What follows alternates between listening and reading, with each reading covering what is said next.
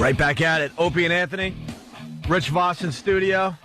We got the whole gang pretty much coming in today. Rich. Bob Kelly's on his way in. Patrice O'Neal, who just did TV here in New York City, he's coming in. And a little later on this morning, we're all going to take a look at Jim Norton's first TV appearance. Can't wait. Oh, it's going to be ugly. Good. I mean, we took a beating, 2 weeks ago, Ant? Yeah, when we played some of our old radio shows from when we first got a radio show together. Yeah. Oh. It was a tape that was 12 years old, and Jimmy's is about 10 or 11, so this is going to be a lot of fun later on. I think people are going to enjoy it more than you think. I don't think so, Jimmy. I can't wait to hear your little voice. Pray for me. Oh. Pray for me. Jimmy used to do a little character. Yeah. I was likable and high energy. It wasn't just Jimmy. Like, Jimmy comes out now, and he's Jimmy. You know, he talks like Jimmy. He acts like Jimmy. But apparently, and I haven't heard this or seen this, he comes out as a little character. Do you have the first line of it? If you want to tease it, do you have it in front of you, or do you not have it? Oh, go get it. Oh, I would love to As a just tease so people can hear it. I just want to hear it. your voice. What was the first place I met you? New Brunswick. It was North Brunswick. It was a gig we were doing together that was canceled that night, and you were a douche. No. Yeah, no one likes you when they first meet you. He makes a worse first impression than hepatitis. Voss, the first time I was getting $50, and me, you, and Vinnie Brown were doing a gig, and the guy's like, "Look, I'll give you all 50, but I can't pay you." And Voss goes, "This is not a hobby, pal." But then he goes to me, "You're the opener. You're only getting 50." High five, Rich. I hear you, bro. But then he says to me, "You're only getting 50. you. You're lucky we're giving you that." And I'm like, "Gee, thanks, guy with a ponytail." Yes, you did. No, I probably took a liking to This is you. a hobby, pal. I kind of loved him for because Voss was so brutally honest. The first time I met Voss was at Caroline's, and he was killing, and he's making fun of everyone, and I'm thinking, what an ass. I hate this guy. He is way too cocky for his tiny little body. And now we're all friends. I remember hating you, and I even had to talk to you afterwards. I'm like, ugh, I'll never have this guy. Oh, But then something happened. I think you have Norton to thank. I was in here before Norton. Oh, wow. We remember that. I'll tell you the first time. The first time was that lady that touched she held lights. Linger longer. You were in for She that? went through her hand and stuff, and Yeah, she was she with some rocked. Brazilian guy, and I was smashing him. And, Sure. And, Yeah. you remember that? She was standing in water or something. Yeah, it was just the good old days. Hey, Bob. Bob Kelly in studio, too. How'd you get in? It even greased the door. Hey, Bobby. Oh, He's losing weight. I know, he looks good. I gave him a ride home last night, and the car didn't lean as much. oh, It looked smashed. like a black guy was driving it. Smashed. Pretty good. All right, Rich. Yeah. Heat down a little? God, he barely sat down. I don't think I even Relax. sat down. I'm telling Rich to relax now. I'm going to actually take you out of the game for just a minute. Okay. You were really good right there. You always end up blowing it. He'll just make it an amazing three-pointer, and the next time down the court, air ball from 10 feet out. All right, listen. We got.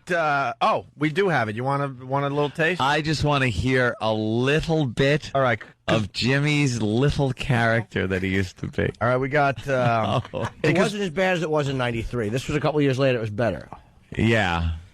I think you're going to be impressed with this, actually. All right, let's find out. Just a taste of what we're going to do later love on this stuff. in the show. Norton, what year is this? 96? 2 years ago. You want to say 81? My first TV 96 is a appearance. long time ago, though. I taped it in Conan's studio. You had to look up at the audience. It's the only time I've ever been in Conan's studio. Yeah. I'm not good enough to do a show, apparently. So I was there taping Friday Night. Well, you had to look up at the booker when you got the gig. I hate it when the Jew is on fire. All right, now go play some defense. You're doing very good. He's scaring me. Is this the new Voss? No. When do I ever fail? You're like the LeBron James of radio right now, man. I was going to just trash Conan, but screw it.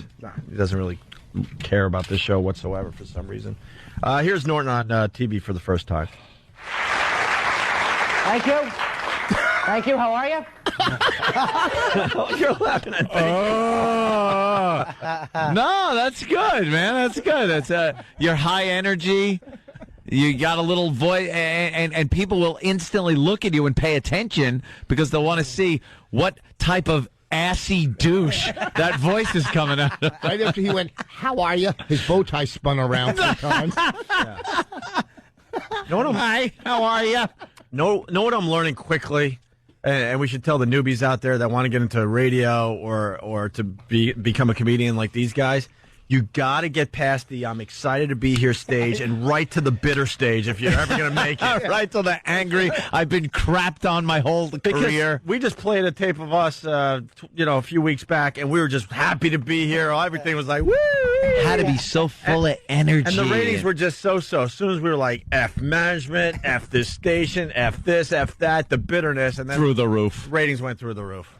Any comic, and I say this on stage, that they run to the stage, they stink. Yeah. Because nobody runs to work in the morning. Right? Is it that slow little jog, walk, run up to the stage? Or if you see them on the side of the stage and they're shadow boxing, they would. That's like, if you were in the hospital where you have heart surgery and you look up and the surgeon is shadow boxing, you're probably don't want going to die. You don't want him.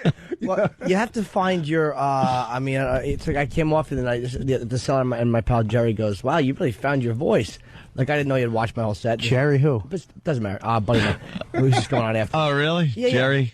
That would be Jerry. Seinfeld. Oh, really? Yeah. I'll say it for Jerry. Oh, now what happened? Oh no, a few nights ago. It just Oh, a few nights ago. Yeah, no big deal. Jerry Seinfeld? Yeah, he's in the. So he's in you the found hallway. your voice? He goes, "Wow, Where was you it, in the meatpacking district?" Are you feeling okay? Yeah, what's up with the boss? Jeez. You found your He said you really found your Yeah, voice. it was all the political stuff I did. I didn't, know he was there. And he's like, "Wow, Wow. you really found your voice." Then he goes like Hillary, because I was making fun of her voice, and I started talking about her voice, and he goes, "No, I'm not talking about her. I'm talking about you." Like it was so funny. He saw me try to get out of the compliment. I'm so low self-esteem. Yeah. And I'm like, man, I don't know how to take a compliment. So we just get out. We just chatted a couple of men about his Larry King interview. You know how it is. Wow, how about that, Bobby? Similar ilk culture. How about that, Bobby? I remember my conversation with him, and it ended with "not you." Not you. If I would have thought, next time I see Jer, I'm going to mention that. Oh, Jer. Yeah, it's Jer now. Yeah. Well, forgot. all his Jim and good Jer. friends. All his good friends call him that. Nothing would make me happier than you to get a nice fat "not you." Hey, Jerry. One set, "not you." Maybe I will. I'll say, hey, are you going to ignore someone today? And Jerry will look at me and go, "Not you." Not you. See that, Bob, how that works? Yeah. Wow. spun that So around. he was Would you read The Secret? watched your set. Yeah, Complimented he was you on ready to it? go on. Yeah, he went on after me. But you know how it is. Guys like us go back to back. Sure. We just talk about stuff. Yeah, you guys have so much in common. Absolutely. That's something. Did you ever notice when a girl poops on your chest? How was Jerry's sets I these didn't watch days? it. I went up to eat, but he said he's working on it. Because of course, they're like, Why hey, when what you do watch Jerry's? Yeah, how do you not watch Jerry's set? He didn't want to go to sleep. No, I had to. Oh, look at the bitter Bobby. Someone got their feelings hurt. He, well, no, he was. I said to him, like, what have you been up to? And he said how horrible it was making the B movie. Like, it was a lot of work and it was a pain in the ass. Yeah. And he should just put a new set together. No, I didn't watch. I had to actually leave and pick up my chick. So I had to go. How horrible it is to take the boatloads of money he made off of that B movie. Yeah, I'm sure. Jimmy's getting away from this thing. Yes. He certainly is. All right, let's That get back to voice this. is When he great. said that to you, did you go, "Thank you, Jerry"? Thank you. Thank you. Here's Jimmy from about 10 or 11 years ago on TV for the first time. Thank you. Thank you. How are you? Good. I feel good, man. I'm in a great mood. I feel sexy. I feel sexy. Wasn't a joke, but thank you for laughing. You just laughed. Oh, you fake laughed at your own joke. Jimmy's cringing. There's a lot of. I forgot about this. My name should be Jim from Moonaki. There's a lot of fake laughing, and Do you write that down? Laugh. Right after the punchline, laugh, and then ... What was that? Oh, is that cringe-inducing? Not a joke, but thanks. Almost like we're all in this together, folks. I Right. see your point. Just one of the guys like you. Oh, Jesus. Did anybody let the air out of you and suck it in their mouth so they could talk high, too? Too wordy. I know, it was too wordy. Knew it was coming. You really do He's all sound right. like a pet for a wizard. When he's just hanging over a wizard's shoulders with your little flapping wings. Hey, what's going on? What's going over here? What do you want to do, boss? Oh, I hate you. I hate you. Bob, my girlfriend told me that when she was Christmas shopping for me, she went into the cellar, and she made the error of him and stupid Keith Robinson, who we should have had today, asking him what should I get him for Christmas, and apparently that was an open door to a lot of unpleasant suggestions. I bet. I laughed. She said the funniest thing was when Bob said, "How about a turtle suit?"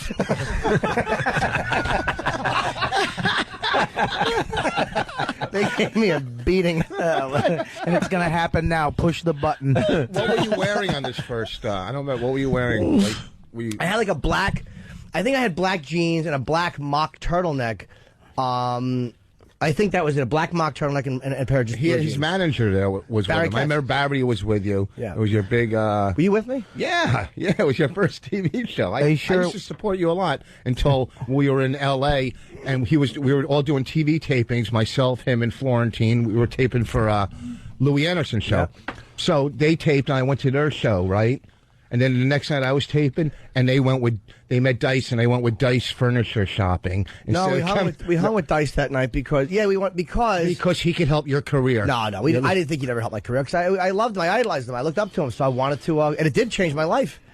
Through Andrew, I got all this experience, and he brings me to Opie and Anthony. He's holding resentment for how that. Yeah. It was amazing, but it was almost like what's up, Rich? Yeah, it was like Dice. It wasn't like I did it, to hang out with Wheels.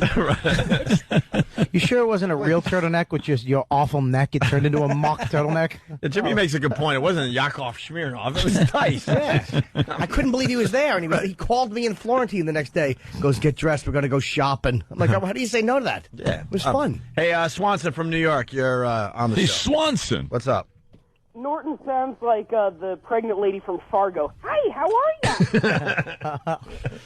you? Back to the tape. I was younger. All right, back to I wanted to look sexy because it's my first TV taping and there'd be some hot women here and I wanted to look good, so I ran out and spent $15 on a haircut that I could have gotten for free in a mental institution. Horrifying, isn't it? This is awful. Yes. I grew up with a military father, which is why I got this. And I hated that because my father was a drunk, and he was a very embarrassing man to be around because he would take me and my mother out and introduce us to people. It was like, this is my wife, and this is my son, this is for fighting, this is for fun. Okay. Hit the button. I don't want to hear anymore. It's ruining my impression of Jimmy. I assumed you were always brilliant. That was a pretty good joke. The mental institution joke was a good joke, but she laughed over it at the wrong time. I liked the mental institution joke. $15 to follow a haircut that I couldn't got for free in a mental institution. That wasn't a bad opening line. To follow it up with that little singy-songy. I was like, "This is my wife," and I grabbed my hug. This is for fighting. This is for fun. Oh, they should crank a box and you should pop out of it. Which one was for fighting? I didn't analyze it like that. I was just doing the Full Metal Jacket scene. Yeah, but if this is my wife and this is my son, this is for fighting. The wife. The wife's for fighting. Yeah, I just grabbed the hog. But then what's the son for? It became irrelevant. He rhymes. The son rhymes, so the son was there. I thought that meant there was a little... I thought it was a little father-son incest. No, it was nothing fun. Nasty. I didn't know. They just pat you on the top of the head, and this is for fun. Did you want to go in the direction of song parodies after that? After that big, the applause and stuff, did you think maybe, I don't like the fact that you're asking this but in not a very sincere way. I think that you're asking this with sarcasm. No, because I remember when you used to do that bit, and sometimes you used to march on the stage and do it. Right? What? Well, he used to march. He used to get into character, and he would march across the stage like he was in the army, right? Yeah, he did. And then I didn't march. Let's go back to the tape. I'd tell you if I marched. I don't like you. I can finish laughing. Yeah, they were laughing. And he was scary. My father was very scary because he would have Vietnam flashbacks, which was horrifying because he was never there. Right. Remember one time he threw me up against the wall. He said, "Do you know what I went through in 1967? Canadian Customs?" Take your time with that. Thank you for laughing. Those that didn't, did we fight Canada? All right. All right. it's so weird that you do a parody and then you're too hip for the room all in one. I was just, Dude, your little giggle at the end of everything that's supposed to be funny. Why don't you just tickle them after every joke? And this whole thing is like really weird. You know, like my father was. Oh, why'd you do that voice? Did you go through Canadian customs? He was younger. Yeah. That was high energy. Yeah, That's I before get he it. clogged Voice goes his up throat and down with a the bunch of energy. stuff. You should be in a blimp bombing a TV station. Bob, let's go. When's Fatso coming in? Patrice coming in. Just did. We got more from Jim Norton's first TV appearance later on in the show. Patrice O'Neal joined the program. Bob Saget actually calling in, and other things to get Penthouse to. Girl. I mean, we have a pretty busy show. Actually, he's Sports Illustrated Oh, I'm sorry. swimsuit model. A little different. Very sexy. Very, very sexy. Kentucky Fried Chicken's coming in. When is he coming in? I don't know. He should be. He's at TW11. Is he in his new outfits? If he's He's in a pimp outfit. Wait till you see what he's wearing today. He's big pimping. Yeah, let's keep it at that. He's dressed like the room Voss does at New Year's Eve gigs in. Well, I just do it for fun. Oh, wow. I knew it was listen. coming. With that, we got Good evening. Yeah. With that, we got another Oscar moment from the Opie and Anthony show. The Opie and Anthony Show presents Oscar Moments, memorable scenes from Academy Award nominated films. Today's Oscar moment comes from the film Michael Clayton. When was the last time you took one of these? No, I'm not losing this. Everything is now finally sufficient. The world is a beautiful and radiant place, and I'm not trading that for this. If it's real, the pill won't kill it. I have blood on my hands. You are the senior litigation partner of one of the largest, one of the most respected law firms in the world. You are a legend. I'm an accomplice. You are a manic depressive. I am Shiva, the god of death. Stay tuned for more Oscar moments, presented by the Opie and Anthony Show. We got a full house today. Opie and Anthony. Patrice O'Neal has joined the program, looking like a pimp. Looking like a pimp, but he's looking good. Looking like a pimp. And now he's going around the room and talking about all of us and how we're dressed. He looks like every. I mean, y'all can step it up a little. You look like every black guy in Easter. He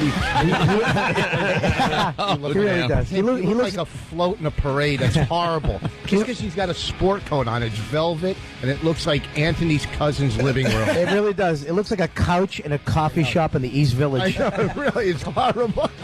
Is somebody doing spoken word on you later? He really does look like antique furniture. Hold on. I don't have to take this. Leave Let short. me button up my top button. Thank you, Anthony. If you can. Leave short stay motel curtains alone.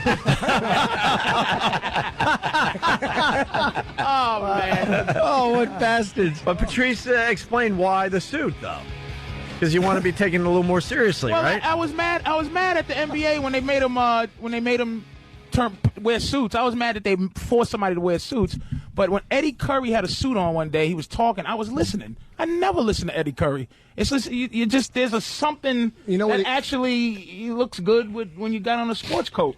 For some You're reason. taking more seriously if you wear nicer clothes. People think so. listen to you more. Here's the problem. He's almost 40. I am. I'm He's looking 38. in the mirror Don't and you he's- point at almost 40, 42. I'm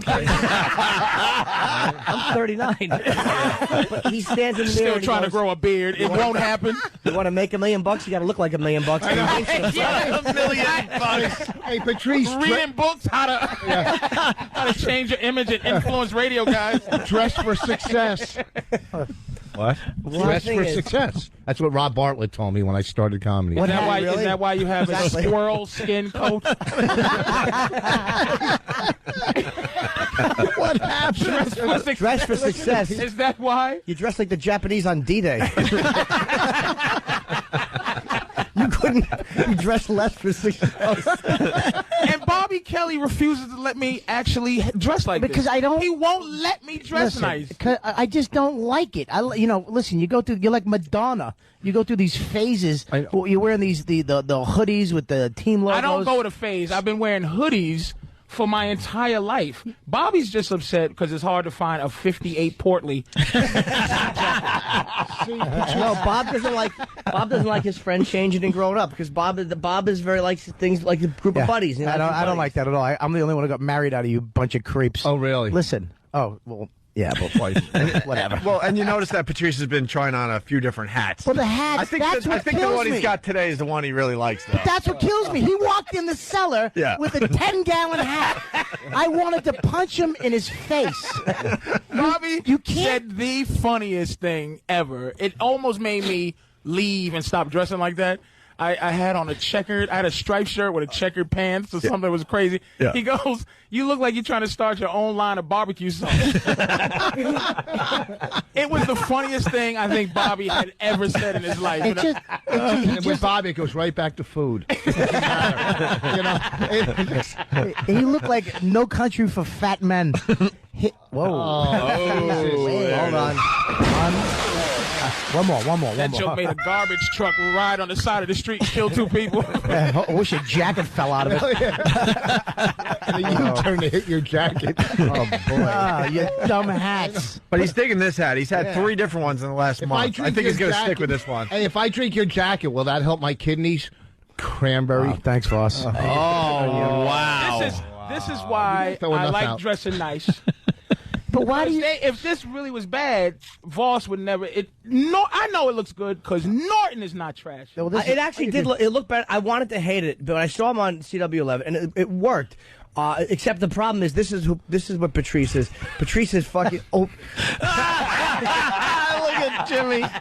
Jimmy's dropping F-bombs. We're angry. No, it just makes us angry. Why are my friends mad at me for wearing a sports jacket? I thought they were going to do trying. When I saw you on CW11, I thought they were going to do the weather in front of you.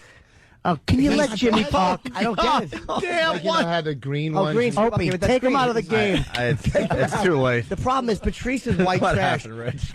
Patrice is tuxedo topless sweatpants when he's sitting at a desk. Like it's a nice jacket and a nice hat, but then he has blue jeans and frumpy sneakers. He dresses as nice as he has to at any given moment. Maintain something. Patrice, if you get on all fours, we could play hold 'em on your back. Oh, the velvet. I just didn't Wow. That was a sneaky good one. Oh, damn. I was getting nervous. I wasn't going to get anything for that. All right. Tell him it's not. Yeah, it's I hot should have in went here. with blackjack. It has nothing to do with success. It's just a new voice. It's not hot in here. He's wearing curtains. Look at him sweating. All right, well, so good. That was Jimmy's joke. Thank you, Anthony, for publicly announcing that you like my new look. I just thought the second you walked in, you had that on, you had your hat and your jacket on, and you were a bigger presence than you have been when you just walk in wearing your sports jersey and baseball cap. He's 6'5", wearing red velvet. You're acting like it's a star quality when he's a spectacle with a Jewish hat on. Exactly. No, there was some kind of a star quality. Really? Thank you. It just looked more impressive and important. Yeah, we got to give it to you. You. Look more important. You got to work on He the has a jeans, but Hasidic Jew hat on. It looks like every guy Kojak arrested. It really does. all right. Hey,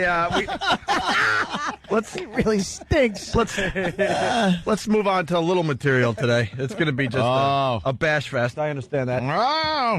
Here comes This video. Jimmy Urkel Norton. No. We're gonna go back. We're gonna go back to that in a second. But we got the video of the paraplegic. We have to talk about this, and the video will be up on onaradio.com. Is Danny around to explain this?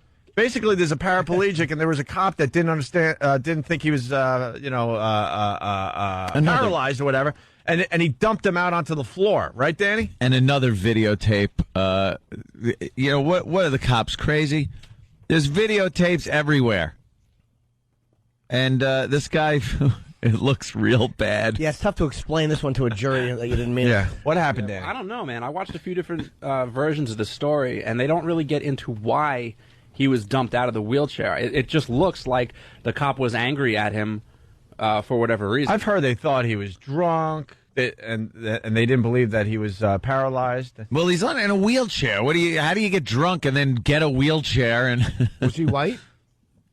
Yeah. Oh, okay. Here's the story. Terrible story out of Florida. I should mention the video you are about to see is really quite disturbing. Is it? Several employees from the Tampa Sheriff's Office are in trouble after a disturbing encounter with a quadriplegic.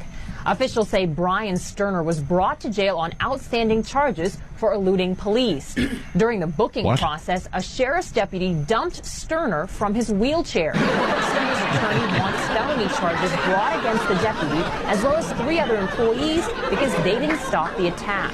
Sterner is a former high school wrestler who suffered a spine injury 14 years ago. Well, it's not like he felt it. Here's the thing, too. that cop did to a guy in a wheelchair what every one of us wants to do in a guy in a wheelchair. It's just tip him out on the floor and have a laugh.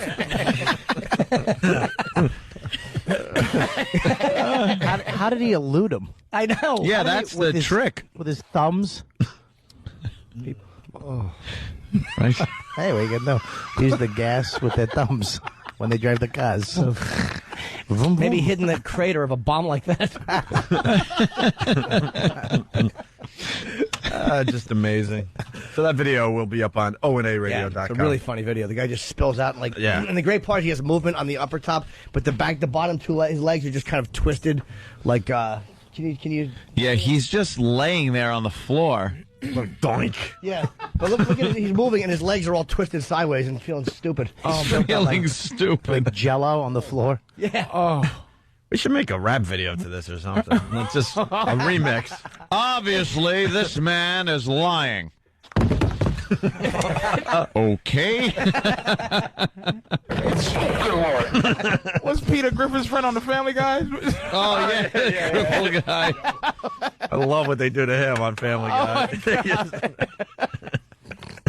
Oh, man. You want another taste of Norton's first TV appearance? Oh, please. Oh, y'all already started? Yeah. Well, we just got a little taste of it. Why don't you catch Patrice up? Why don't you catch? There's only 2 lines. Nah, to catch him up. Why even? But the yeah, audience. you got to catch him up. No, we can't. Come on, this is for fun.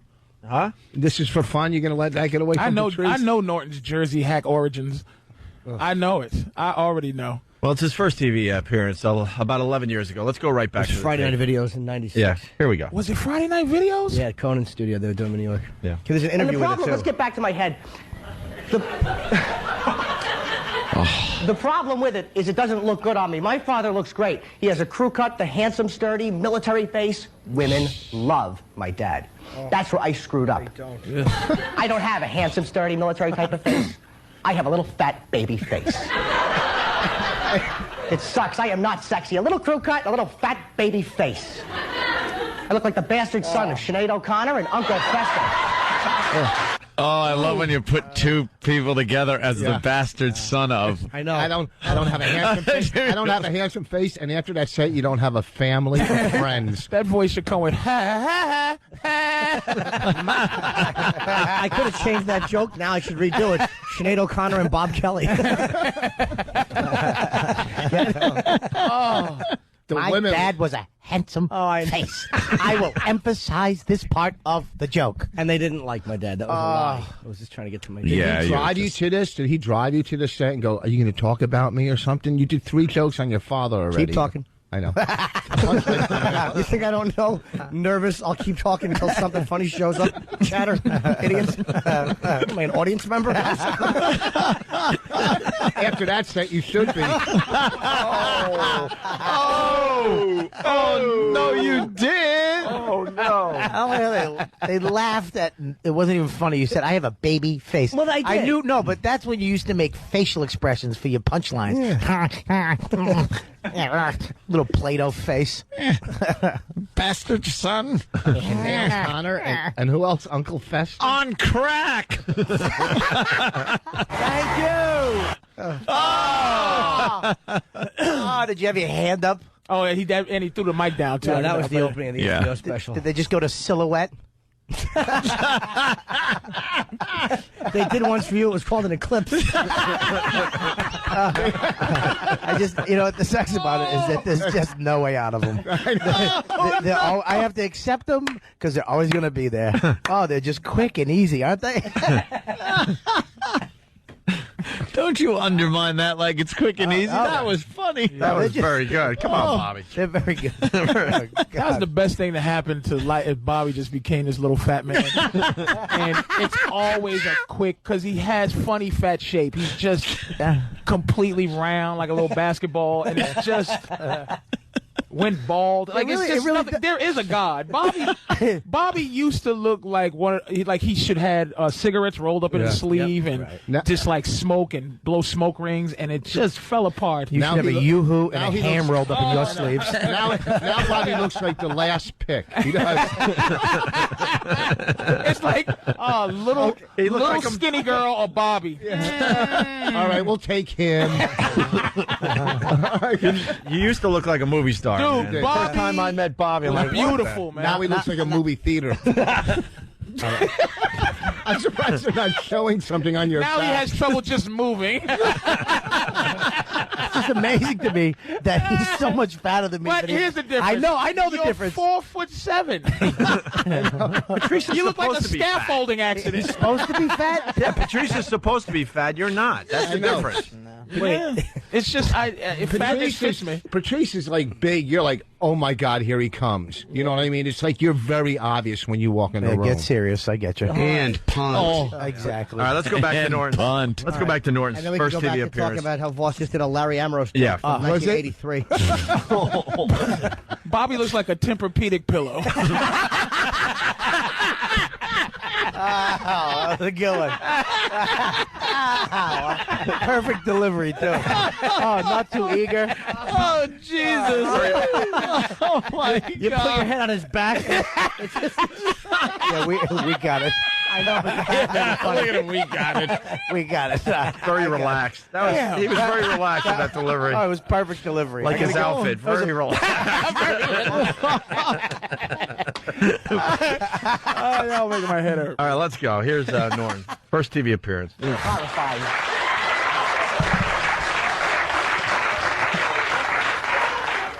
I look young, too, don't I? I hate that. I'm 27 years old. I look like a little boy. It's just the last woman that took me to bed tucked me in. Tuck me in. I know. Took me to bed. I just want to stay home and watch films. You want to see good movies? Forget the stuff that's out now. Watch the stuff from like the 1940s. Best movies ever done. Why? Because they couldn't curse on camera. They couldn't, so they had to show like their anger and annoyance by overacting. They were great movies. Watch one of them. Every time they get aggravated, they wouldn't curse. They would just go. I bet that was a good face. That's kind of funny, though. Yeah. That's in the 40s. It's the 1990s. That is still the best thing to do in a bar. If a woman rejects you, it throws her right off track. Hey, baby, can I buy you a drink? No. Hey, baby, can I buy you a drink? Oh. Rats. God, nice line. Was this in black and white and had subtitles? Hey, baby, can I buy you a drink? But by the way, you can hear all of these and many more jokes this weekend in San Francisco. Wow. I will be redoing this material. Wow, bringing it back. That's right. Hey, baby. Rats. I like your delivery. I'm trying to think of what's changed about.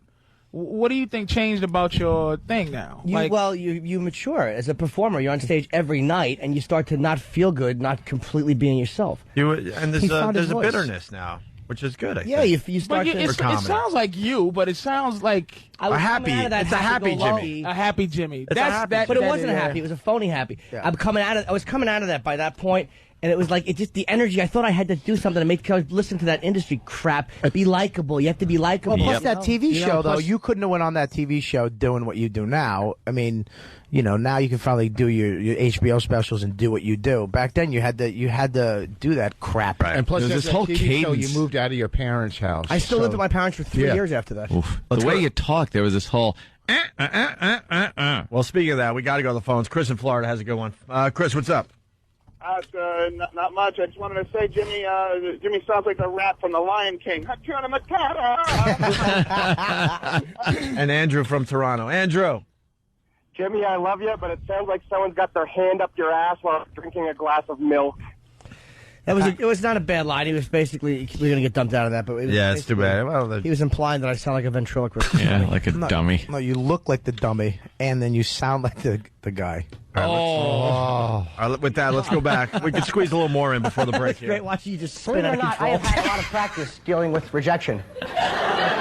No, I have. You know why? And don't pretend you didn't notice. You're a nice, polite crowd. I have a tiny little chin, don't I? Look at this. I hate it. I have the profile of a frog. Absolutely. I had a commercial audition today. One line. Bud. I just At least you're doing topical humor. Genius. They're unoffensive. Norton would trash a comic sounding like that right now. Like, Yes. Oh, yeah, What do you think we're doing? Praising it? You know what? But Norton has a fake. He's really proud. Norton is very nostalgic about himself. He's really proud of this material. He knows we're going to trash him, so he has his hand like. But he really is. He's listening and enjoying this nonsense. Incorrect. I have to Shut up! Don't say incorrect. I'll tell you why he's wrong. Incorrect. Because we all have that where you look back on your. It's really embarrassing. I couldn't watch it. It's embarrassing. It's really embararing. I'd love to watch it. You had so much confidence. You went from no chin to a little chin in your set. Like all of You don't have to leave. Just relax. I love how Voss he has takes to the leave. headphones off like, I'm taking myself I'll out. tell you why this is not as embarrassing as it could be. Because years ago we did my '93 tape, and that was humiliating. The '93 one. Where you rubbed your head. At least this one, I see where like, all right, man, you're changing. I know what this is. It's not developing. Big a deal to It's me. becoming what he is And today. we can't see him. That's if we. Well, we're going to put the video up on onaradio.com Yeah, the and all video the means that websites. we need to see it too Yeah. because this is just as bad. Norton 10 years ago is as bad as a bad comic now. Like he's not as bad. Like I would see somebody like that saying this nonsense now. Like I look like the frog, and bud. There's guys that would still do that. Yeah. So you know what I mean? Like so this he is he stinks visual too. We have to see we have how to awful see he is. you and your dumb. I was awful. My interview. I hope they play the interview because that was really douchey. I was trying to be like very, very. Like, Yeah, we got the Oh, interview. I want to hear that. Yeah, we got please. the interview. Thank I was you. trying Thank to be you. charming. That's a little later, but let's get to the. You want it to be liked so much. Desperately. So much. Let's get back to this. Jersey bum. I just hate my head. I tried to grow a goatee. It slid off. It's not fair, man. Even the Elephant Man had a chin. All right, granted, it was on the back of his head. Oh, a little laugh. You guys are going to... It's okay to laugh. He's not here, and I'm sorry, but when your head is that big and fat, you deserve to stand in a cage while British children throw pebbles at you. British kids were great. They were ruthless. Look at him. He's got a big head. Pow! Pow! I am not an animal! Yeah, well, you're no Mel Gibson either. Pow! Well, you're no Mel Gibson either. Let me tell you. It couldn't just be regular children. They had to be English. You're no Mel Gibson either. Gibson either. This was a begging for some money set. He was going to show all his arsenal. I was. He does these impersonations. You think it's the real person. He does characters. This was going to skyrocket you to middle on the road, wasn't it? We could make him a paper boy in the new movie. Extra, extra. Let's go to John and Maine. John. Hey, boys, I just want to know why we're watching Simon Birch on the air. That's funny. A lot of people on instant feedback, and this is what I'm getting too. The material isn't bad. Listen, like there's goatee some slip stuff made me damn laugh. I didn't want to laugh. Yeah, but they're saying your voice and the way you're delivering it, your cadence and your voice is destroying any of the material. It's awful. You sound like when you can have your computer read back your text. Have a goatee slip off your head. Hey, my dad was good looking. You sound like Catherine Hepburn. Catherine Hepburn. That's what it is, Catherine Hepburn. When he said that, Mel Gibson either. Come here, you stupid old. They should put you in a cage and throw rocks at you. And then his dumb non-confidence in his jokes because he thought he went too much over the head. He had to give 18 different examples just to let him know it's a Elephant Man joke, y'all. And he told me it's okay unsure boob. You. It was TV. I was scared. Unsure boob. It's okay to laugh. I am man, after you every guys get it? punchline. You get it? Right? Get it? Elephant Man. Yeah. All right, we have to break. We got a Sports Illustrated swimsuit model coming in today. Fantastic. Yeah, we got a very busy show. We got today's honoree for Black History Month, Ant. We'll just go right to the tape. It's Opie and Anthony. In honor of Black History Month, the Opie and Anthony Show is honoring black heroes, African-American individuals throughout history, without whom this country would not be the melting pot it is today. Today we honor Mel Stewart, who portrayed Henry Jefferson, brother of George Jefferson, on the classic television sitcom All in the Family. Why didn't Lionel's father come over here? You don't want to know the answer to that. Yes, I do. All right. He said he ain't never stepped into a hunky's household and he ain't about to start at the bottom of the heap. They sure don't make TV like that anymore, and they probably never will again. Stay tuned for more icons of black history on the Opie and Anthony Show.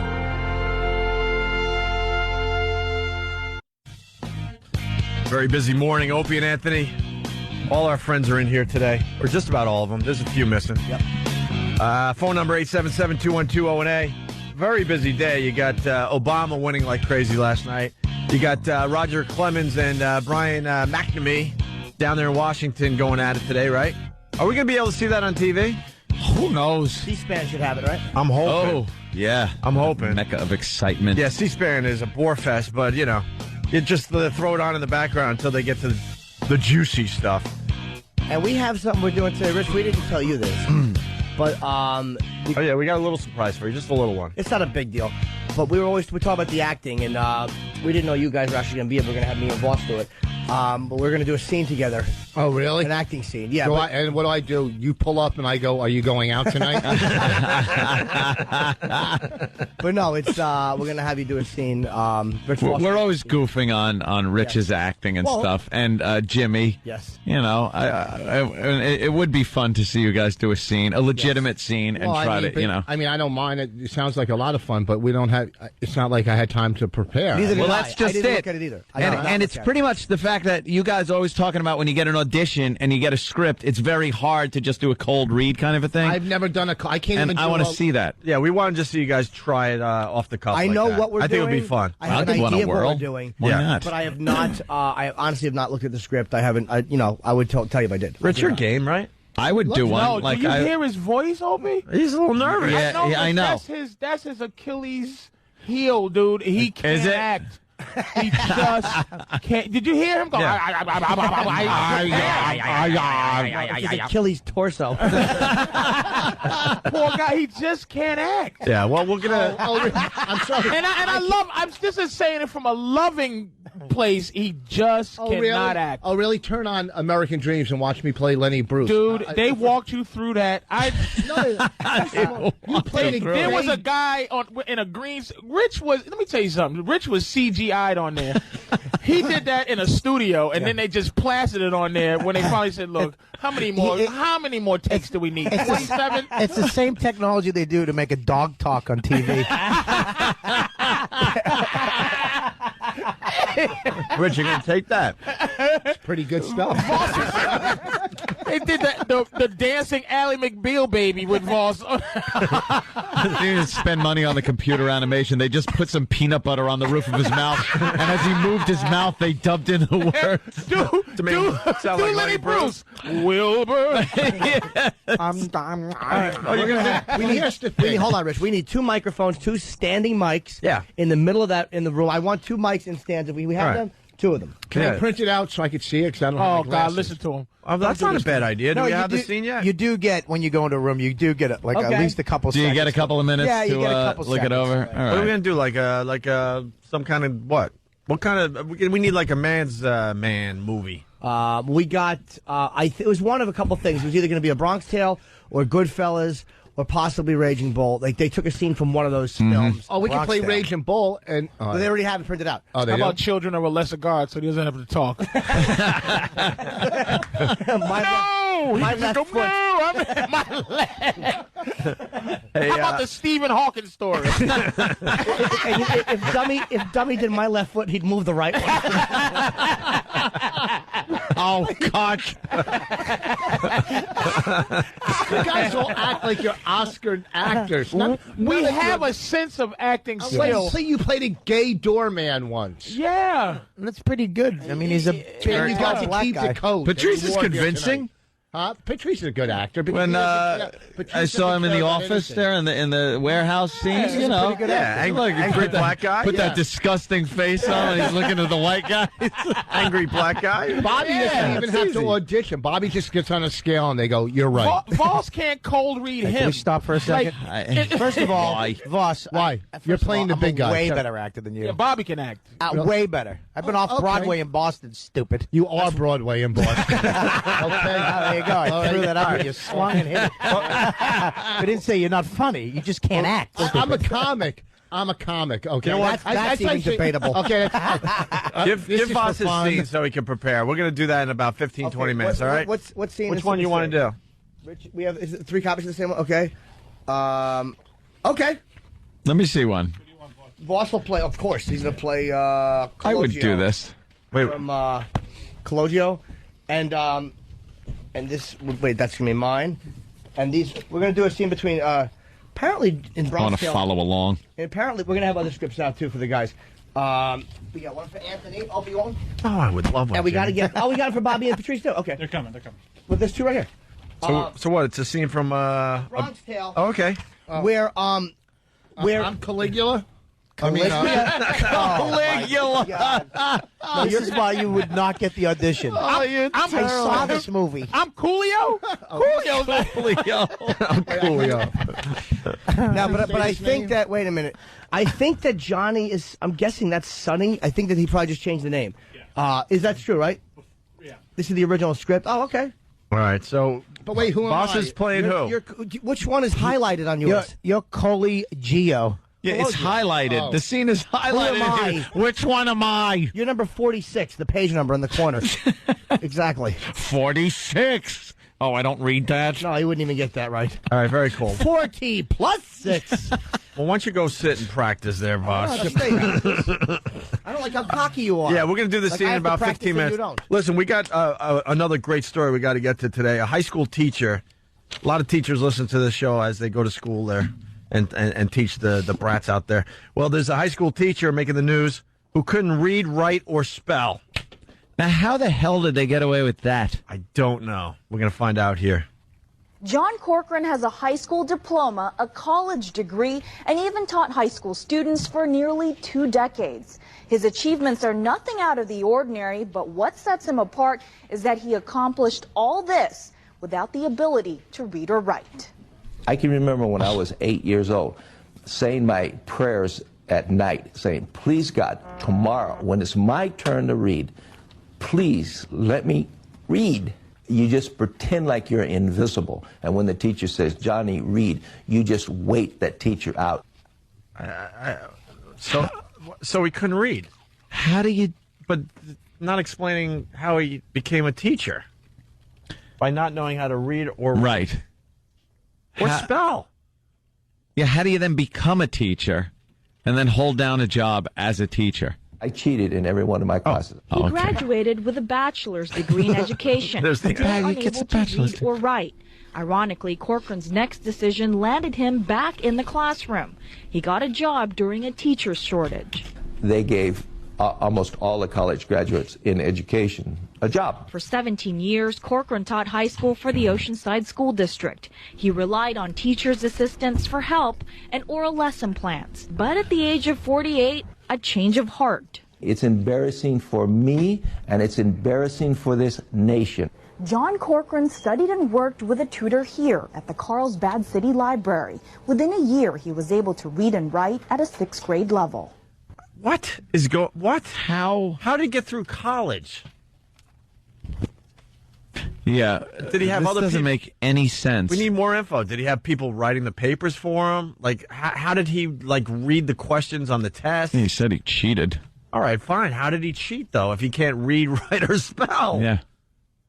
And then he's a teacher. And no one is suspicious that he's using teacher, aids and stuff? And what oral? They said something like he just handed out oral subjects. Yeah. Like people had to answer, get up in front of the class and just say their report. How did you know to give him an A, B, C, or D? What do you give him smiley faces? What does this mean? I got a Q. You got it. Right. How did I do? I gave you an upside down boomerang with a line through it. Right.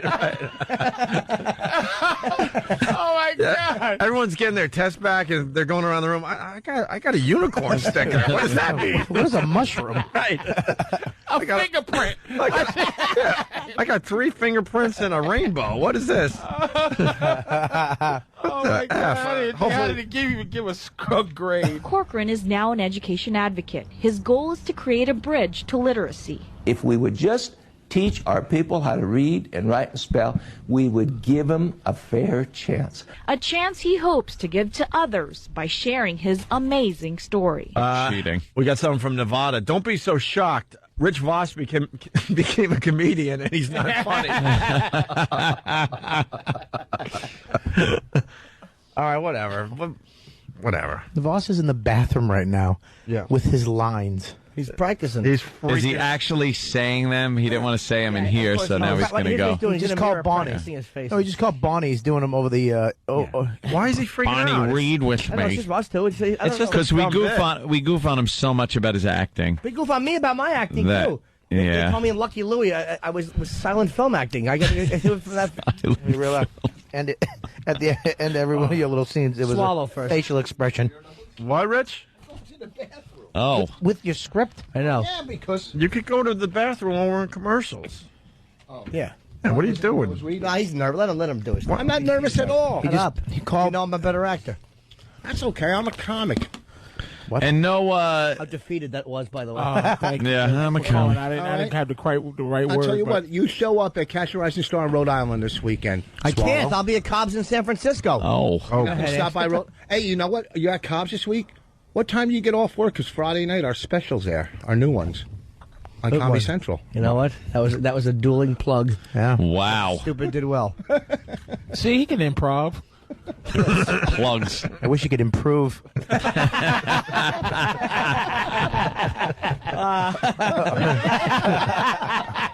That was either going to get a great laugh or get you thrown out of the room. That was very good. Let's say hi to Shane in the Bronx. Shane, what's up? Good morning, gentlemen. And, Hope met your sister at F.H. Riley's. Very, very nice girl. I think I'm having deja vu. Yeah, you are. I say Okay. it every time I call. All right. F.H. Riley's, 400 New York Avenue in the heart of Huntington Village. I'll be there all weekend long. Let's have some fun this weekend. All right, Shane, what's up? Rich's acting is so horrible, he would screw up the line from the Indian from One Flew Over the Cuckoo's Nest. He didn't talk. Do it again. Read it again. Rich's boss is... Rich's boss? Rich's boss. Rich's boss? Ain't so easy, is it, God, fella? It ain't. I love that so much when callers just... Yeah. It just shows you now you got to be here 6 hours and trying to be funny, and then it's just... And some guy calls in, all he needs is his 1 second of glory. One line. Nothing. Right when He made Rich possessive. Rich's boss. Rich's boss. Nothing. Angry Patrice gets. I know. Andy Warhol just rolled over in his grave. You blew one of your 15 minutes. That's not bad. No. And then imagine that guy could hang up. Now Voss has to sit here right. and wait for the next funny. Hopefully. I know. And my problem with that one, this is my only problem, is you had so little faith in that Andy Warhol line, you built an explanation into the joke. And pre-planned the bombing so he could pretend it was just to make a point. Yeah. But no, I'm just saying, 15 minutes. I couldn't decipher. They're getting the microphones ready for the big acting scene. That's basically when you're doing acting, you have to stand there in a room when you're doing, that was Voss. Believe me, you'll be lucky if you can do that during the scene. So you're going to have that one right there. Yeah. Cool. And Rich could use his mic? When are we doing this? In like 10 minutes? We got another one coming. Okay, good. Are we almost ready? We'll probably break and then do it, I guess. Cool. All right. Hey, Patrice, Valentine's Day. You're like the love doctor. Yeah. What were you telling them on Channel 11? I was just telling them, what Valentine's Day was. And what is this? I'm sure you got some angle here. Absolute nothing. It's just I just brought my girl 2 weeks ago. I brought her like $300 worth of drawers. I got to buy her flowers too next week. No, this is one of those things. It's a day where you should be able to take off from all the other nice stuff you did. It should be a holiday for men to not do nothing for their girl. How about you take me out for dinner once? Yeah, exactly. I got my girl cooking me a lamb. The whole lamb. With the wool still on it. Yeah, then you can make a jacket out of it. It's right now. Its little paws are burning and his stupid pot is...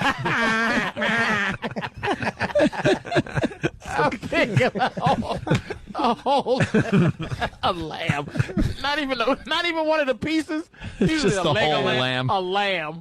It's been de-skinned and sold. Still has expression on his face. Bobby's just watching No Country for Old Men and sucking on a hoof. Yeah, the hoof got it. You know that. You didn't say hoof, it wouldn't have landed. You know what, dude? I put some weight on, but you know what, dude? I'm married, I'm happy, I'm still me. That is his. That's Bob alone. Just trying to convince himself. Dude, you know what? It's natural. I've been acting my whole life. That's me in therapy. Comfortable with me. Dude, you know what, dude? As a kid, I was acting. As his hair is hitting the floor, he's just like, I'm okay. Punch you and a big tough fist fell off. Bobby's bang is just on the floor.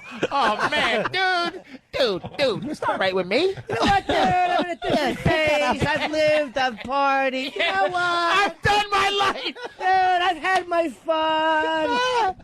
Hey, it's just stupid. Oh, shit. He's crying in the mirror. Whoa with the curse. Whoa with the curse. Oh, sorry. Oh, that's all. Did you curse? I didn't even. I'm sorry. I just was laughing. I was laughing too hard. I'm sorry. I'm sorry. Oh, boy. That was a good Bob looks like a clown as you're trying to figure out what shape it is. Looks like Lincoln. No. What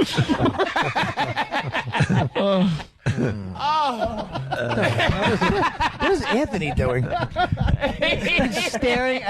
been staring at your iPhone for 10 minutes. Join the club. I'm laughing at you. You haven't laughed in one second. Everybody Cloud. I laughed at the cloud joke very hard. All right, you geek. Trying Just to look figure up out from your what iPhone. Trying to figure out what shape you are. Mike from Rockaway asked, "What is Bobby's girlfriend making for herself?" Reservations. Voss. What's wrong with you? I love Voss. Wow, that's all right. You don't have to stop on every line. Well, You just messed up it's like one of those old trains where they throw a coal in and one of the shovels just misses. And it's just the train just stops. What? You just stop the train. What? What train? What are you talking about? It was momentum. First of all, update your analogies, fatso. Oh, Jesus. Oh, wow. What is a coal with a train Bobby and calling a Patrice black. Oh, God. Oh. Wow. It's a pile-up. It's a pile-up. The tracks are icy. See, another train. I was with you on the train when I got it. Wow. All right. We got the Sports Illustrated swimsuit model. Okay, cool. Oh, man. She's going to be scared when she comes in here today. And we'll do some acting. We got like 10 guys. Acting. And that's just on the couch. And then okay. It's just Voss. It's just Bobby and Patrice on the couch. Yeah. And he was basically saying that the mass of those two. Yeah. What, make 10 men. 10 men. Yeah. Exaggerated humor. I'm a big fan of that. Oh, really? Yeah, I am actually. What is she going to... Wow. That's going to get interesting after the break. Opie's funny. Opie really feeling like we're being really too mean to Voss, and he's giving Voss encouragement. I always do, though. I am a fan of what Voss... I like that. Oh, no, that was sarcastic. That was. It's okay, buckaroo. Forget. I just want him to do well. It's kind of gently, Opie. Voss runs very hot and cold. Like when he's cold, he's cold, but when he's hot, he's very, very Voss is deadly. it's either a train wreck or a classic. Yeah, he has no middle ground. Well, Voss is like the little leaguer that closes his eyes and hopes for the best, and every swings away. Every once in a while he connects it. Yay! It's a good one. A 57-year-old bad news bear. I kind of like that. You're doing baseball anyway with the bad news Yeah, it bear. works. Yeah, why not? I mean, it was. Pray for me. All right, quick break. One of my My favorites. father was a good-looking man. Quick break and we'll continue. Opie and Anthony and the whole gang today. Getting real busy in here. I got to remind people, though, you got a chance to win $2,000. We're looking for original animated bits from our show. You know, Coke Logic is the king of the animation, and a lot of his stuff is featured on onaradio.com. Also featured on, iTunes in the podcast section? Yep. You can download those for free, Opie and Anthony bits that are animated through iTunes in the podcast section. Not asking for any money. You can just download for free. Anyway, go to onaradio.com for details on how you could win $2,000 by animating some of our bits, just like Coke Logic. Courtesy of Be Kind Rewind. You name it, we shoot it in theaters February 22nd. Could someone fix Rich's mic? What's wrong, He Rich? completely broke it. He's losing his mind, I think. He really is just losing it. Hold on, Kenny's going to test those two. Kenny? I don't know. Which ones are they? Which one is it? This one? This one. This one? What? That one? Wow, we just pushed 3 different buttons. Okay, go ahead, Kenny. Hello, GH. Test that one. Hello, GH. Okay, good. Thank you. They're both working. And we have Danielle come. Wow. She's hot. It's like, it's depressing. Bringing tears to your eyes, Jimmy? She's a supermodel from Brazil. She's 21. Daniela Sarayiba, I think is how you say her name. Yeah, and she's Sports Illustrated swimsuit model. Oh, yes. And hi. She certainly is. Are you real? You really go for your dad. Are you real? I'm real. Oh my! She real. If you want, you can touch. What? You said you can touch. Oh, you don't want to say that to this crew. Yeah, we do. So you're in this month's Sports Illustrated swimsuit issue. Yeah, for my 4th time, I'm in Sports Illustrated swimsuit. It's amazing being there. 4 times? My 4th year, actually. 4th year. Wow. And this is actually wearing the exact opposite of what you could have worn in the Sports Illustrated. A big, heavy sweater. I know, it's very cold out. Don't you girls do some photo shoots, though, when it's kind of cold, even though you're in bikinis? Yeah, sometimes it's really freezing. Like, not in the shot for Sports Illustrated, but just to have an idea, I was shooting in China. It was 0 Fahrenheit, and I had summer clothes, so... Oh, and it was cold out, and yeah. So how about we take the sweater off then? You can't take the sweater off. Why? Don't be Patrice, crude. you're with me, right? Be crude. Hey, Patrice is with me. It's just a bra. Where in Brazil are you from? I'm from Rio de Janeiro. Whoa, what's up? Look at this. Whoa! Mia Pataka, baby. Mia Pataka. Help me. Help me. Hey, tudo bem. Tudo bem. ¿Cuántos años? Yes. No. ¿Cuánto custo? Muito caro. No consumeatos. Obrigado. De nada. Desculpe, por favor. Bobby, Brazil. Bobby, no USA. Sheraton LeBlanc, please. Sheraton LeBlanc? LeBlanc. Oh, have you been there? I've been there. What do you think? Do you know the music, Girl from Ipanema? Nah, I don't pay no attention to music. On, you know? I don't listen to Sammy Davis I song. know, you don't listen to music. What's the place? What? The Monte Carlo? Monte Carlo. Josinha or Vidigal? Josinha. That's where you're from, Josinha? No. Or Vidigal? What did you say? Close to my house, but it... Favela? What favela? It's really Yeah, what close. favela are you from? What favela are you from? I don't live in the favela, but I know, not now, but I know you grew up there, right? Wait, what? Where's your little shack house, baby? Come on, now guys, talk to me. Slums. The slums? Yeah, You're asking what slum she's from? This guy's, and they say I'm bad?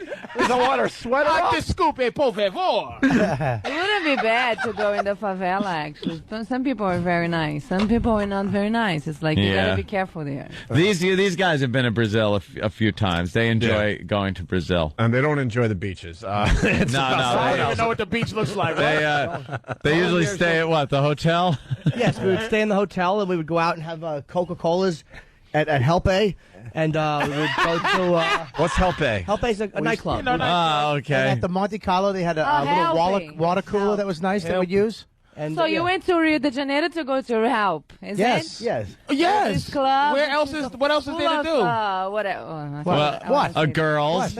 Right? Prostitutes. What? Oh, prostitutes. No. Is that what you're Come on now. These girls liked us. Come on now. They liked us. I know. Come now. I tell you, I've been there once. I got really shocked. And you're doing Letterman tonight too, right? Entertainment? You're doing Letterman. Are you on Letterman? No, not Letterman. David, what no. is it? Okay. I'm doing Conan O'Brien. Oh, right. Oh, wow. Yeah. I'll be back in a second. I'm getting nervous. You guys are trying to relax me a little bit here. Oh, don't get nervous. Don't be nervous. Don't get nervous at all. You're going to be great on Conan. Oh, my God. Yeah, well, these guys like to go down there for some recreation. Yeah, the sun. Right. I like the sun. I like going down there. Yeah, I like going to the beach in July. I don't like this weather. What's going on, guys? It's winter. I came from Brazil, super summer. Oh, sunny, so nice and beach. warm. We crossed the street, we are there in the beach, and now I come here and it's windy. It's like snowing and raining. It's God punishing you for your beauty. Guys, let's move to Brazil. So now, how did you get into modeling? You're in Brazil, and you Our look DNA got her you look into very modeling. you look very pretty and everything. So what, did somebody approach you? I And tell you, my mom, she was a model too. oh, your mom was a model. Unfortunately, she's not here because she's gorgeous. Yeah. And how old is she? Now she's 50, but she looks like 35. No, she's hot. Oh, you love your mother. I'll be the judge of that. You got a picture of her? And so my mom, when she got pregnant, I was born in 3 days. I was covered from a very important magazine in Brazil. 3 days old, you already had the cover shot. I already had the cover shot. Yeah. A nude? Nude, of course. Yes, of course. 3 days old. Are you Cute married? baby nude. Yeah, baby nude. I wasn't that cute, actually, when I was born. No? Did you go through a funny stage in, like, school? Because a lot of models, they say, oh, I was like the ugly duckling in junior high or high school back there and stuff. Or were you just always... Like, after 2 years, I started to get, like, cute. Yeah. You can see, though, where, like, her head's kind of funny shaped. Like, what? Patrice. No, what he's saying, I know what he's saying. He's Yeah, saying you there can was see there was a where. time where she was a little awkward and she grew into her beauty. Now she's She didn't beautiful. say that, you dumbass. Oh, all right. I was just trying to She protect my said she's 3 days old on a cover, and then after a couple of years, she goes and cute. No, and after that, I stopped it completely, and I started working again when I was 11 to 12. Oh, really? and she's married, I think. Look at I just got married, sorry, guys. Is he from Brazil? Yeah. Brazilian guy. 5 months ago. He does the capoeira and all. I mean, he does the karate thing and all. Caipirinha, of course. We're the best in caipirinha. I mean, and if he you does want, I that. can do one for you. What is the vodka? We need the vodka, the cachaça. You know how to do that? Of course I know. How to Do you do jujitsu too and all that? No. Does he do jujitsu? He probably does. No. What's he do? He's a model too, huh? Wait, she can do some moves? She can do moves? Well, Nothing to do with my business. Can you like? It's Brazilian. It's like this. Can she like, take out E-Rock or something? Oh yeah, I'm absolutely. sure she can. She kick him right in his soft face. You want E-Rock? You want to take her on? How old is your husband? Why? Yeah, what the hell is that? Okay. I'm curious because she's 21. I want to know. No, I'm 23, guys. So you're 23, and Yeah. and I want. If I you was want just to say I'm wondering. 21, I'd be happy. So you're 23, but I was wondering because it's you just try to understand where you coming from. Is it an older man or is it your age? No, he's 34. Delicious. Oh, okay. It's perfect. I Yeah. don't like a young guys. No. No. Me neither. No, they're probably just, No, it's too. you're a too model. Babies. Yeah. Yeah, they come It too has to be fast. like 11 years different. 8 to 11. 8 to 11 years old? Difference. Yeah, that's different. And what attracted you to him? Huh? What attracted you to him? Electricity. He got out there for fellas. Come on. All right, listen. We got it. Yeah, can you hang out? Because these guys got to do a Quick scene really acting. fast. We're gonna just hang out though. We'll promote. Yeah, but Sports Illustrated swimsuit issue, right? Yeah. We can't Conan tonight. It's her name is Daniela Sariba. Saraiva. Yeah. Saraiva. And how tall are you? 5'10". 5'10", brunette, beautiful, just beautiful. Gorgeous. Okay, Rich, you want to come up? Let's go to the thing. We're going to do Voss's scene. They're going to do a little scene. We're going to do a scene from A Bronx Tale. Watch and enjoy. Turn the mic towards that one. Turn the mics together. Yeah, I think so. That's the way we would do it in an audition. Let me just prep this a little bit. All right, so wait, why don't we explain what's going on? Because she's a little confused. She's just wandering around. Just stay there. That's fine. You Oh, yeah, you can just watch for a little while. Basically, Rich Voss talks about how he sucks at auditions, right, Rich? Yes, hold on. Okay, here we go. And a lot of times you guys got to do cold reads, right? Yes. Way to go, Steve. That was the So big... Voss is going to do a cold read. He's going to do... Look at this dumb. Oh my God! Look at Voss's retarded, stupid face. We just set He up wants Voss. to call his mother. We just set up Voss so bad. Steve, the worst timing in radio, by the way. Not at all. He told me to. No, we needed the big setup, but Jimmy was going to do the scene with Rich Voss, a cold scene. But actually, Jimmy was never going to do a scene with Rich Voss. No. Chazz Palminteri is going to be doing a scene. Chazz Palminteri. Voss's hands. You can feel his hands. They're wiggling. His little fingers can't stop moving. It's Chazz Palminteri. Look at Voss. Who, by the way, wrote this Bronx Tale, which he's performing alone, a one-man show on Which we Broadway. saw and we loved. Amazing. We had a man Voss, talking about it. Yeah. He's trying his best to figure out something funny to say to get him out of this weird pain he's in. Did you watch Last Comic Standing? Ain't gonna help you. Hey, Chazz, how are you, buddy? All right, man. How you doing? Good. Good to see you again. Chazz actually extended his run at the Winfoot Theater yet?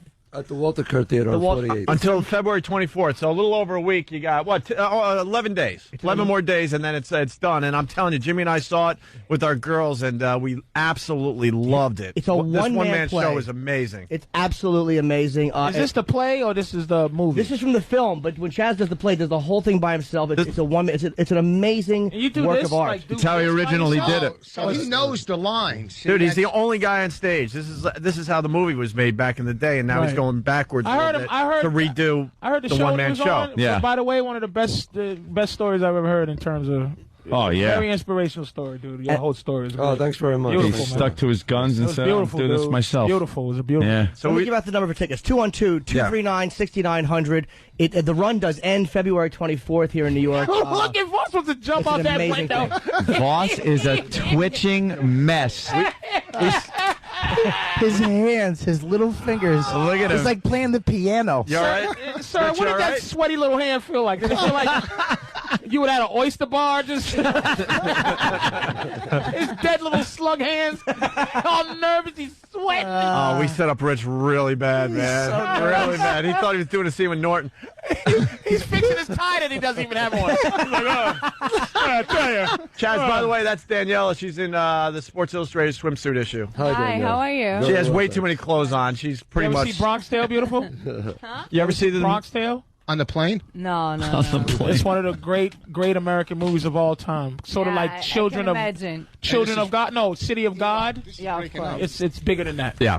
Oh, nice. So Voss is going to play, of course, C and Chad. Now, when you wrote this, I noticed in the script it's Johnny, but originally that changed. That was originally Johnny is now Sonny, right? Yeah. Okay. Yeah. So, but Voss is going to play C. Just for we only have a short scene. Yeah. And any direction you might want to give Rich as far as how he should be delivering these lines. Yeah, from my car. Will go. This is so epic. In one ear and out the other. This is so epic. By the way, these guys didn't know either. The only ones that knew. You understand No how one knew. epic? He was going to have a hard time with No Neck Jim. Never mind. Chazz. This Chazz is Palminteri. This is the guy I didn't even know that was him for a second. Like he looks like a rocker from back in the day. I thought it was some rocker Reed or something. I'm like, somebody. what? Right. Hey, he's a stand-up comic. Come on, I mean. But he's also, he fancies himself quite an actor. Oh, I do, really? That's why we put. You were bragging about come on, you were Lenny just. Bruce. I You were played Lenny just. Bruce. Play the clip. No, we're going to watch this time clip. to prepare. But you know what? It's no problem. All right. Look at this fake bravado. I know. I know, I'm a mess. I really. Well, you really are trying to get confidence attacking his friends. Just focus on relax, Chazz's eyes.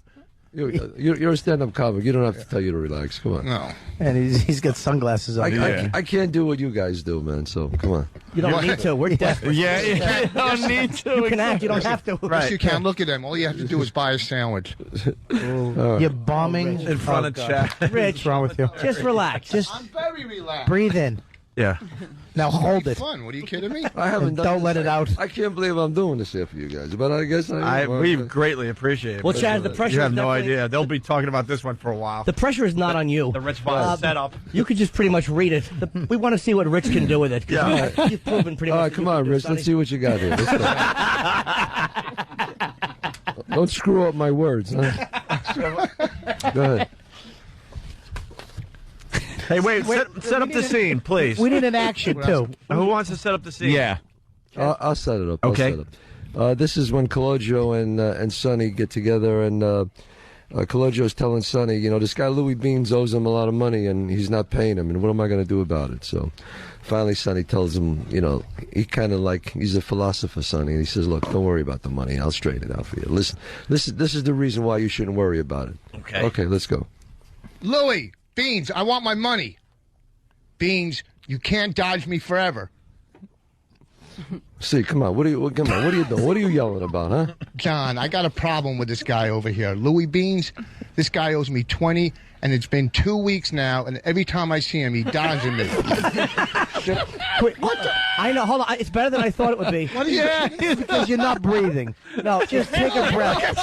You're saying a whole paragraph on one breath. Chazz is laughing right at you. Chazz is doubled over and he's laughing at you. Oh, this is better than I am. Like, wow, this reminds me of Kaiser Sosa. No, I'm laughing because of what he said. You're not breathing. You're not breathing.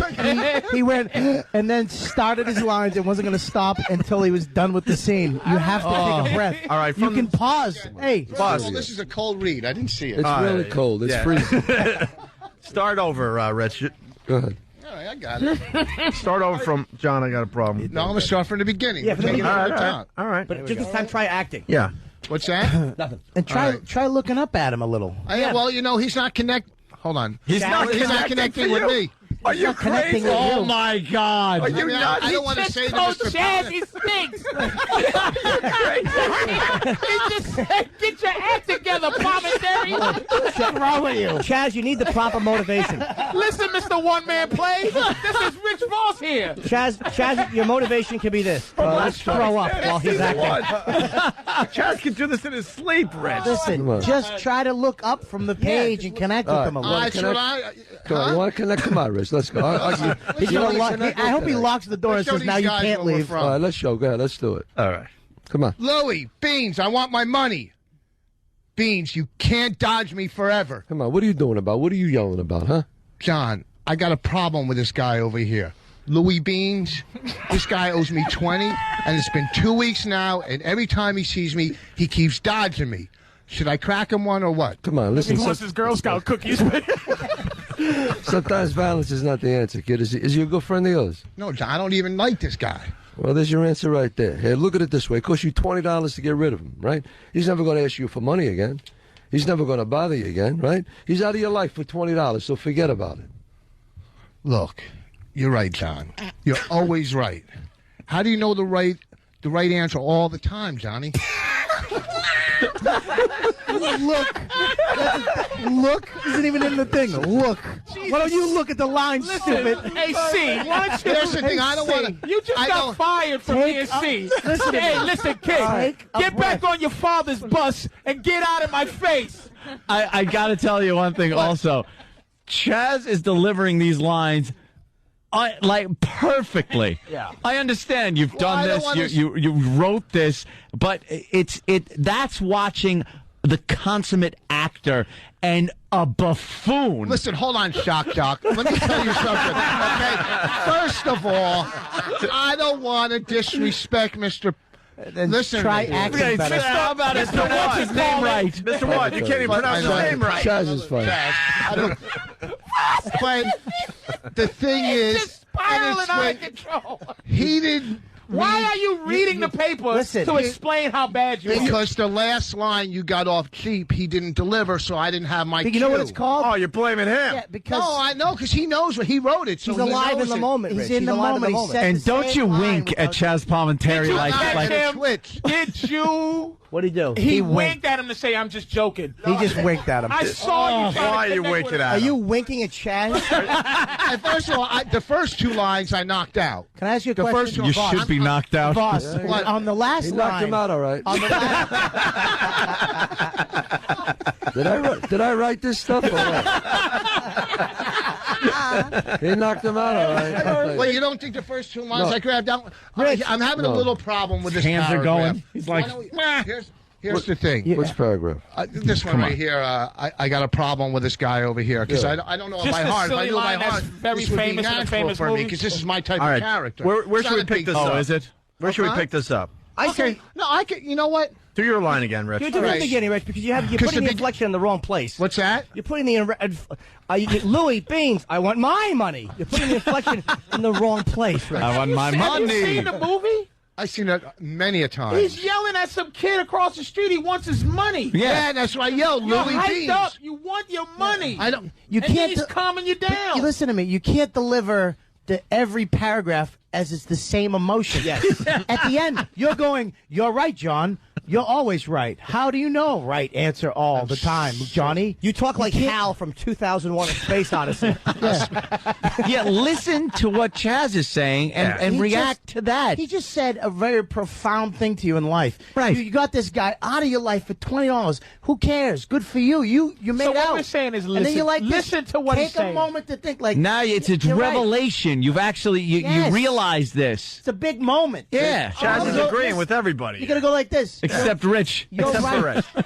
Chaz isn't shouting at you. He's just chatting. He's not yelling, "Kid!" You don't have to yell. It's like you're not. You're right, John. You're always right, sucker. Listen to me. When Bonnie gives you a pep talk after you bomb, right? You've never seen. Right there, you go. I don't You're know, right. audition, You're maybe. right. You're right. You're right. That's All what right. the All right, emotion let's you start want. again. Let's try it again because All right, Ross has come a on. hunk here, and I think that he'll be better this We're time. running out of show, unfortunately. Go ahead, let's go. All right. Here we go. Go ahead. Louie Beans, I want my money.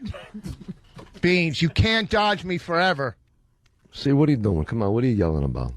John, I got a problem with this guy over here. Louie Beans, this guy owes me 20, and it's been 2 weeks now, and every time he sees me, he keeps dodging me, John. Should I crack him one or what? Listen, see, come on. Sometimes violence is not the answer. Is he a good friend of yours or not? Nah, John, I don't even like him. Well, there's your answer right there. Look at it this way. It costs you $20 to get rid of him. He's never going to ask you for money again. He's never going to bother you again. He's out of your life for $20. Come on, you got off cheap. You're right, John. You're always right. How do you know the right answer all the time, Johnny? Well, I try to keep my eyes and ears open all the time, and I read. You read? Yeah, I read. Come on. Come on, let's go to Mario's next door and get something to eat. What do you read?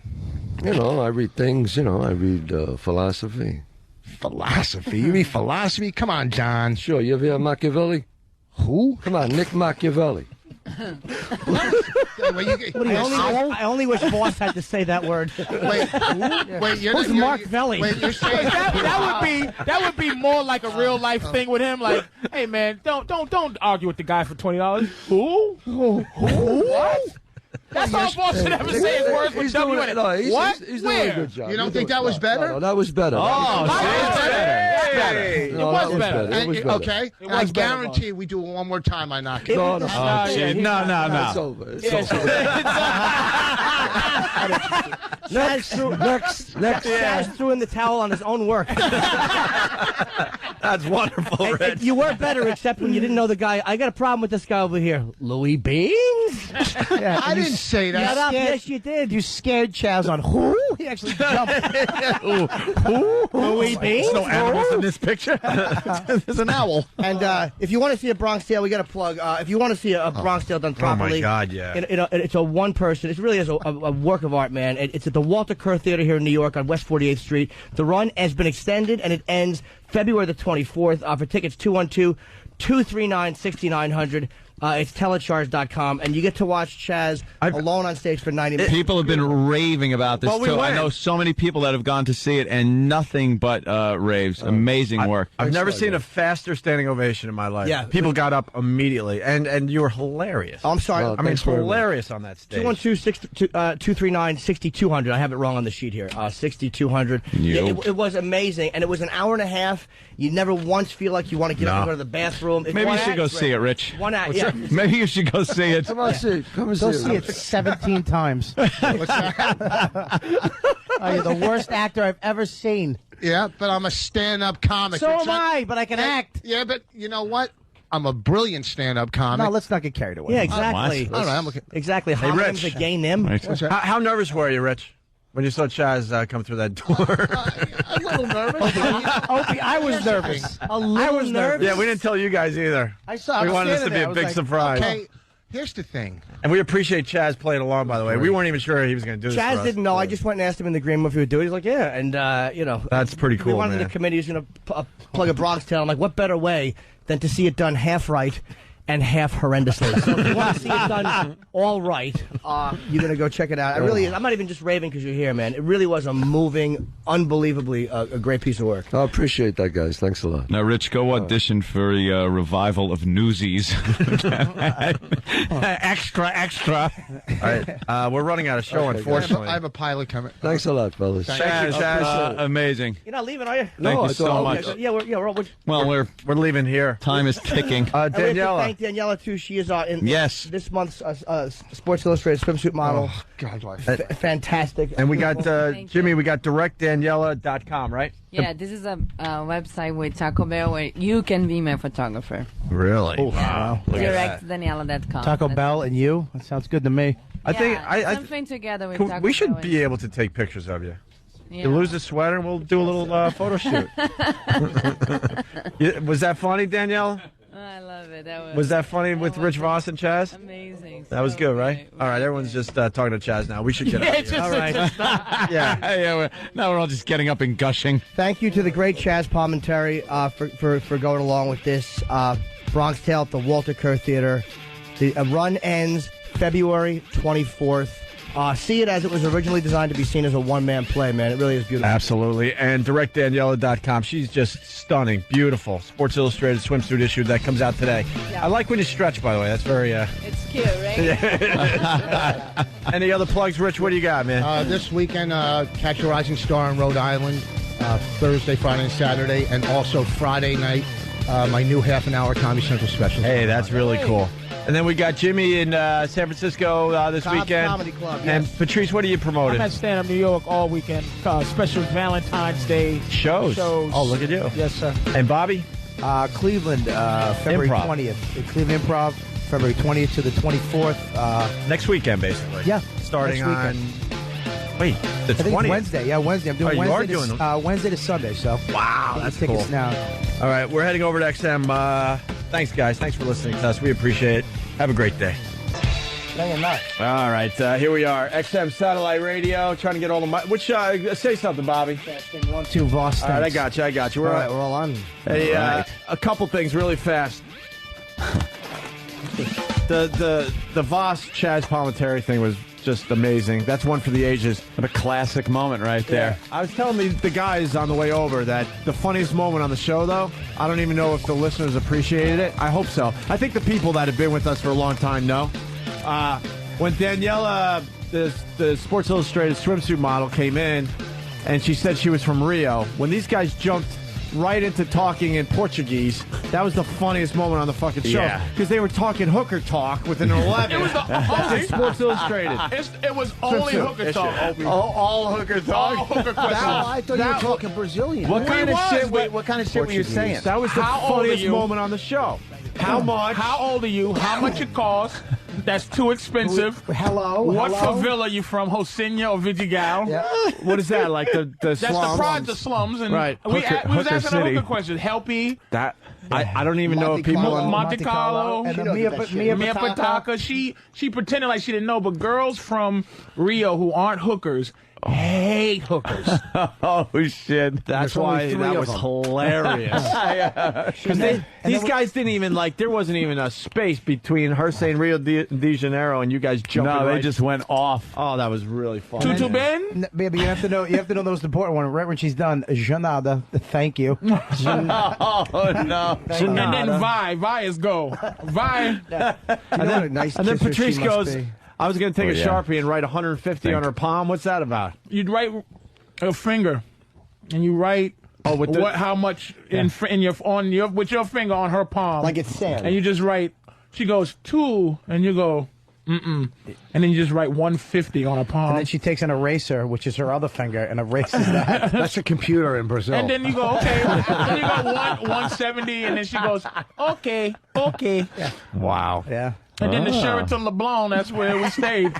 Well, the Othon. What was that place? Sheraton? The Monte Carlo? Was that what it's called? The one with the lockers? And Are stuff? you staying in apartmenta or hotel? I'm in a hotel. Hotel. That was the Apartmenta or hotel?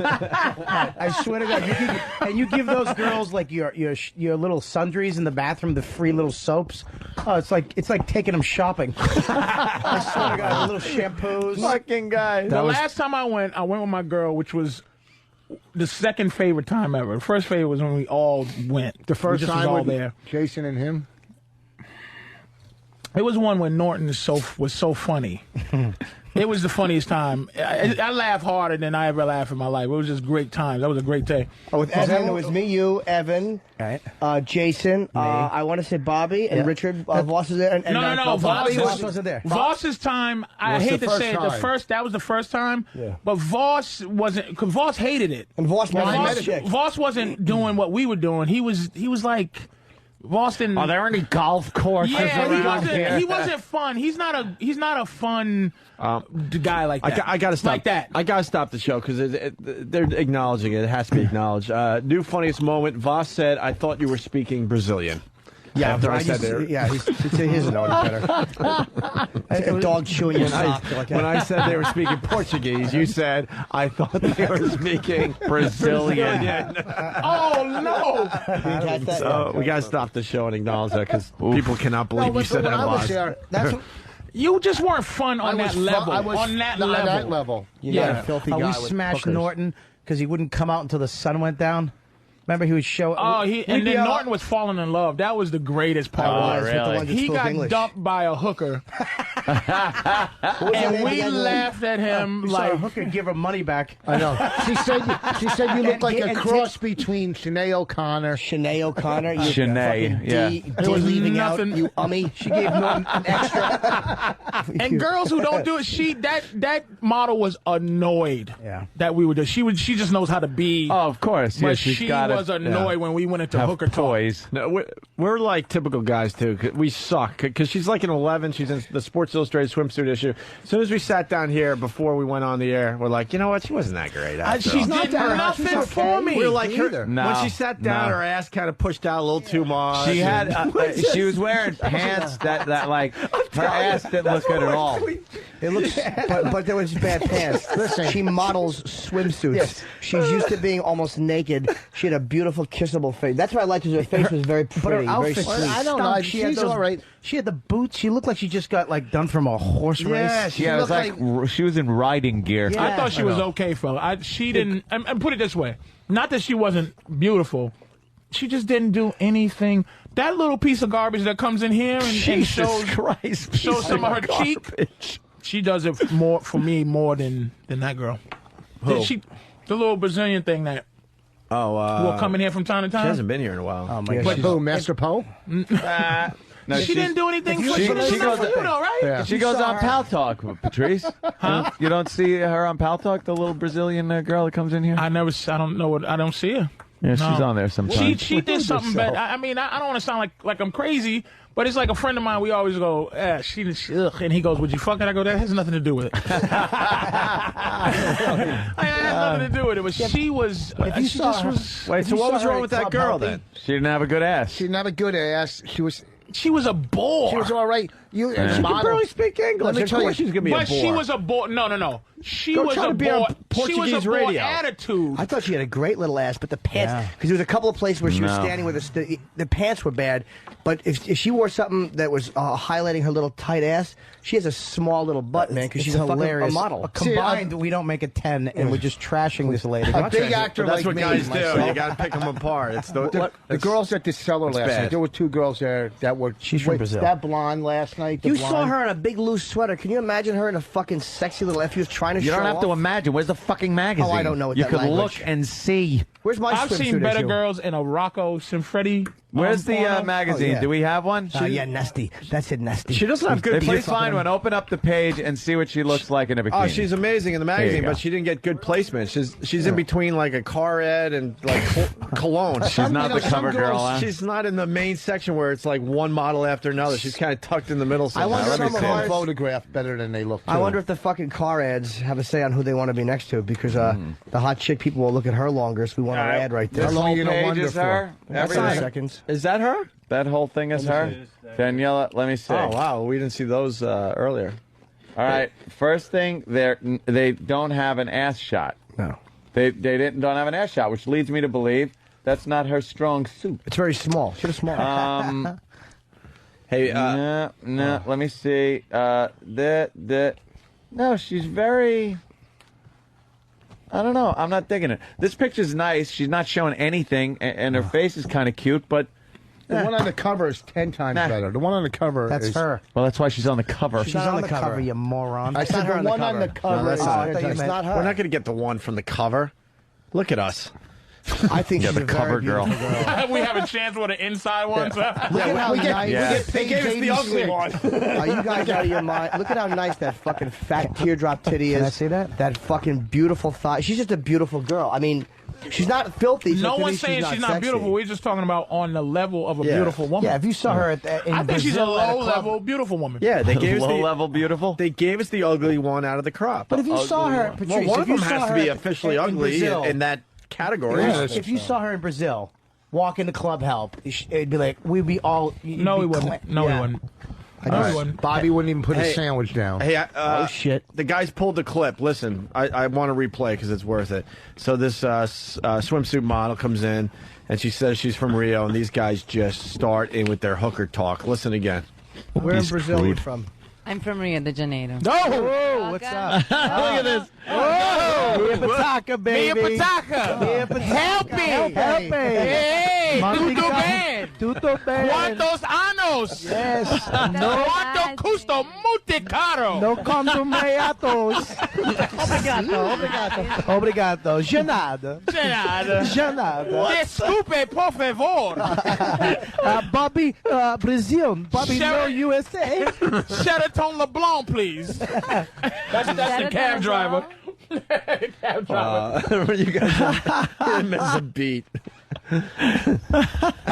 And she knew it was hooker talk, because that's all you can say with hooker talk. I was she heard wondering because she Helpe. barely said anything. She was just kind of sitting there uncomfortably listening to you guys. As soon as she heard Helpe, she, Monte Carlo. That's the big club, It's a right? fucking whorehouse. Everybody You knows. go all the way to Brazil for helping? What else? The Exactly. seashells, bitch? Yeah, what do you think? The educational opportunity for the chick learn how to get my chicken and throat the cut rice. for $3? Who the fuck gets on an 11-hour flight? What the hell was that? That's Voss's dead Ross is inside. acting again.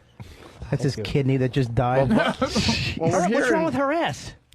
It's nothing wrong No, with but it. I'm saying, like, look, there's her ass right there. It's like so That's what? her? Yeah, it's a She's little the one that, juicy rump. that was here. Yeah. All right, let me see. I didn't see. Oh yeah, show they, my, they show didn't give me. Anthony They that gave me little one juicy page. rump. Pass it around. Show that juicy rump. Voss's cyst is what? Your size of a baseball we're up to? Yeah. Jesus. You're getting it removed soon or what? Yeah, hopefully. I'm waiting to Attached to Get the Clemens kidney? to sign it. Well, I liked it. Thanks, Hope. I really did. And Patrice was asking earlier, off mic, if Roger Clemens did the roids. Of course he did at this point.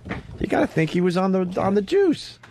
His wife was on the juice, and you know what? I think he's the type of father, too. He wants his sons in the major leagues. I think that his sons were probably on the juice already, too. Why would his wife be on it? What, is she an athlete, too? She was in one of these swimsuit issues, and she wanted to look good. So, supposedly, according to this Brian McNamee, they popped some juice in her to make her look better. How He quick is not, does it he's work? Going down. He's going down, kicking and screaming. He Clemens? is not going out. He's just. Wouldn't he try to bury this and do all these He press doesn't wanna do it, conferences dude. and stuff? What sucks is He wants the Hall of Fame. What sucks is big head. Pettit agreeing with everything McNamee said. That's bad because he's a Christian. He can't Yeah. lie. He doesn't want to under oath either. You can't lie in a fucking subpoena, man. So No, he could be brought up on perjury. Clemens is looking Clemens. like I know. I'm looking at him over there. He's got a huge, giant like Christopher head. Reeves. Yes, that's what I was going to say. Christopher Reeve before he started rotting away, like when they first put him in the chair. But the sportscasters, this is the one thing that makes me go, okay, the convincing argument. Because I'm sitting there going, if somebody accuses me of something, I say I didn't do it. I'm going to fight if I didn't. But people go, nobody gets better at 40.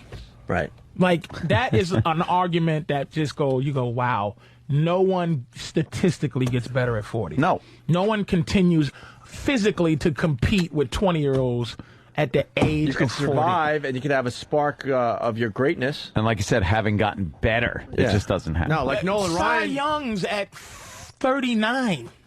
Yeah. The best pitchers, you got that Johansson, Santana, motherfucker. You got all these Puerto Ricans who just throw 150 miles an hour, and Clemens is better than all of them. Yeah, how does that work? At 40, like you just don't get better at anything at 40. Andy comes in like half a year, doesn't even have it, doesn't train anything like the other guys. Comes in and just starts pitching lights out.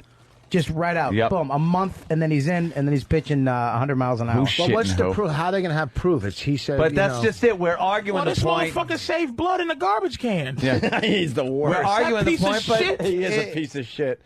all they got to do is deny to it. the face. All they got to do is deny They're it. going to test his blood. Doesn't matter. They can't even prove that they. As long as they deny it, it's not evidence that was scooped up by the police department, and it's not tainted. There's no way anything like that could hold up. The guy could say, I got it, check it, it's got his DNA on it, it's got steroids on it.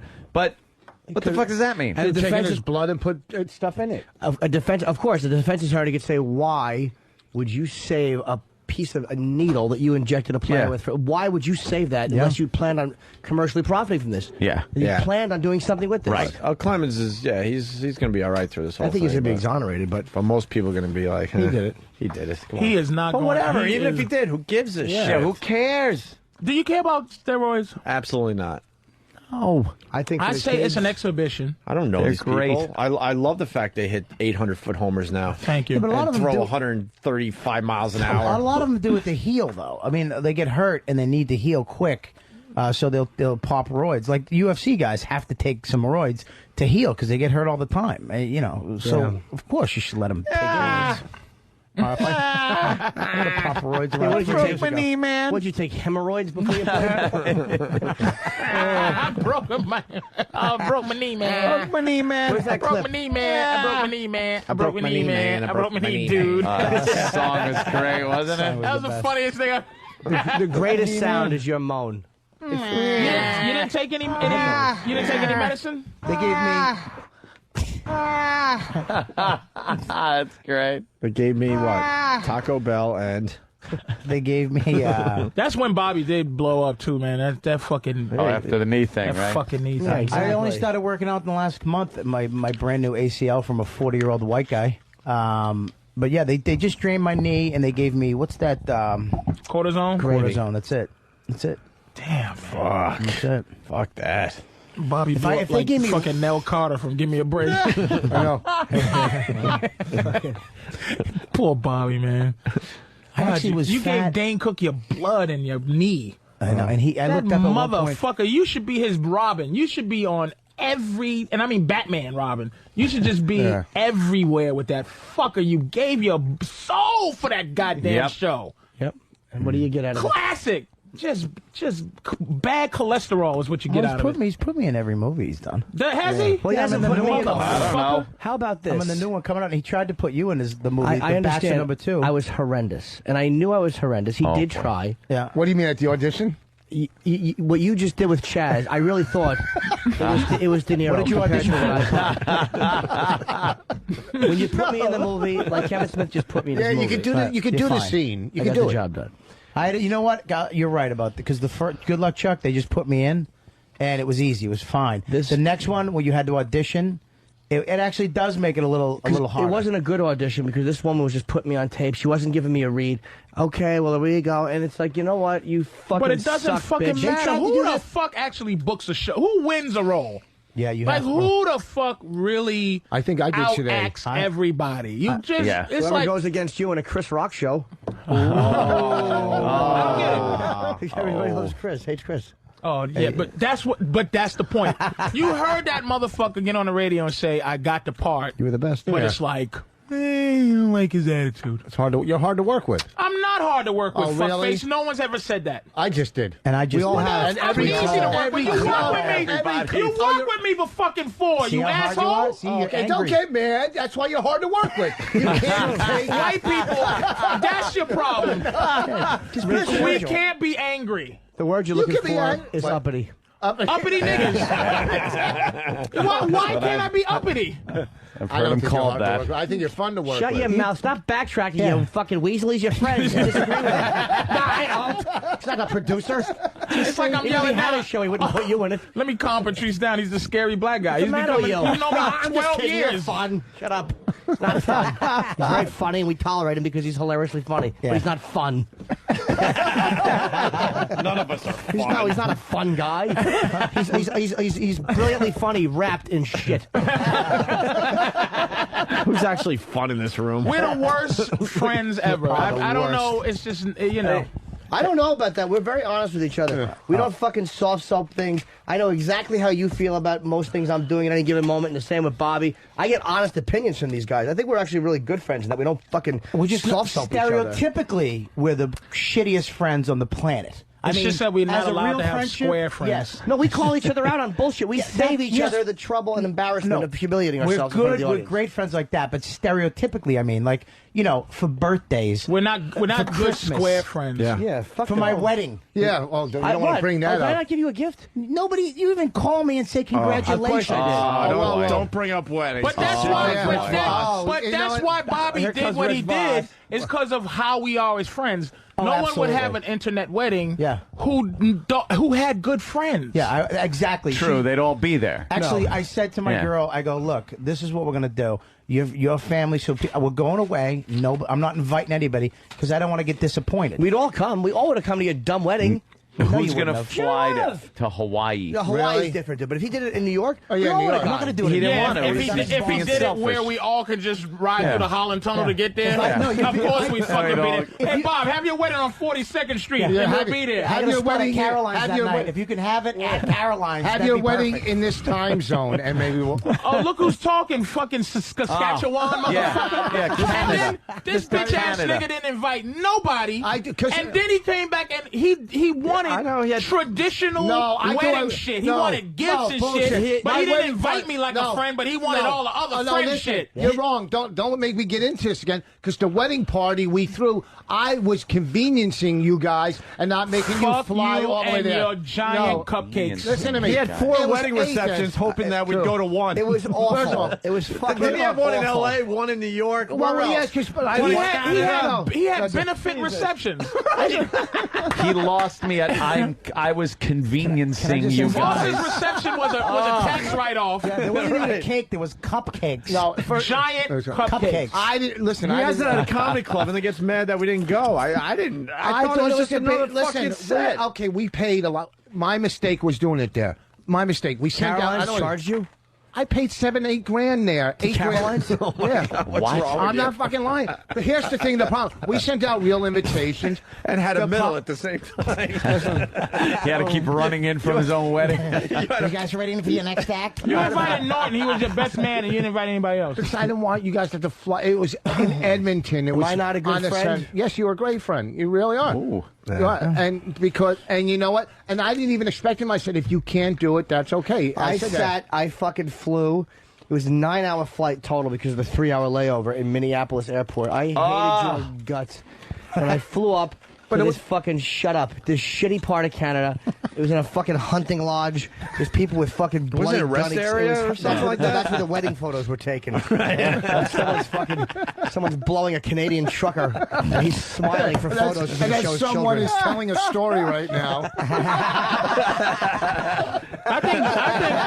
I think Bobby did it the best way for how awful we are. Who sent you a wedding the gift? embarrassment of having to make excuses. Bobby, who sent you a wedding gift and said good luck on your wedding? Yeah, Who you text- actually sent me a gift. I'll get you a gift. I'm sorry. But the thing the way you sent me a gift was a little. It was a little shitty too. No, I had a second. car. Let me just say it. I'll tell you. I'll tell you, and then I'll tell the story. All right, let me tell you. All right. He got me a card and put $100 in it. 200.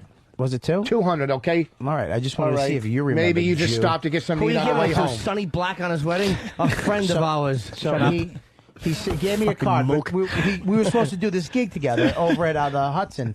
Or I think the Beacon. Yeah, the Beacon. Dennis Leary thing. Sure. I was making a movie with Ricky Gervais, whatever, over on the East Side. So I didn't know if they let me out, so I had to cancel. Okay. Why? So You could have been in two places hang on at one once. second. Hang on one second. So then at the last minute they released us. So I jumped into cab, ran across town just to show up to see if I could get there. I didn't know he had a gift for me.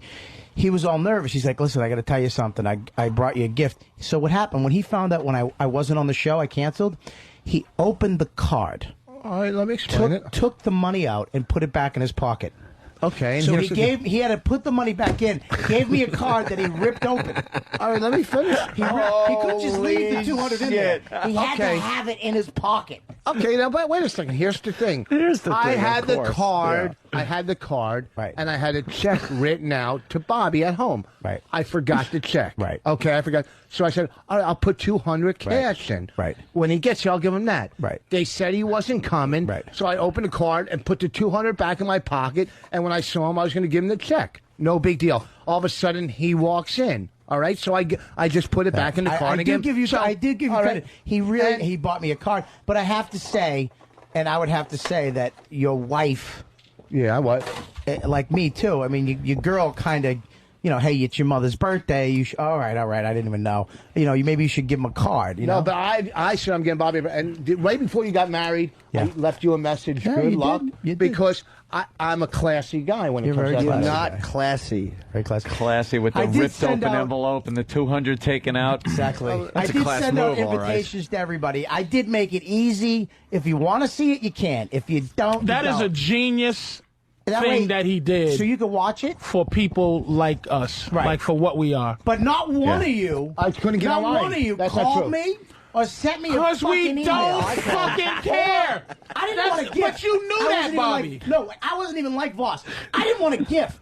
I didn't invite you to a party saying bring shit. Yeah, neither did I, though. Not even. You just wanted an Not acknowledgement true. from one of I your called you. friends that you were getting married. Not even a fucking.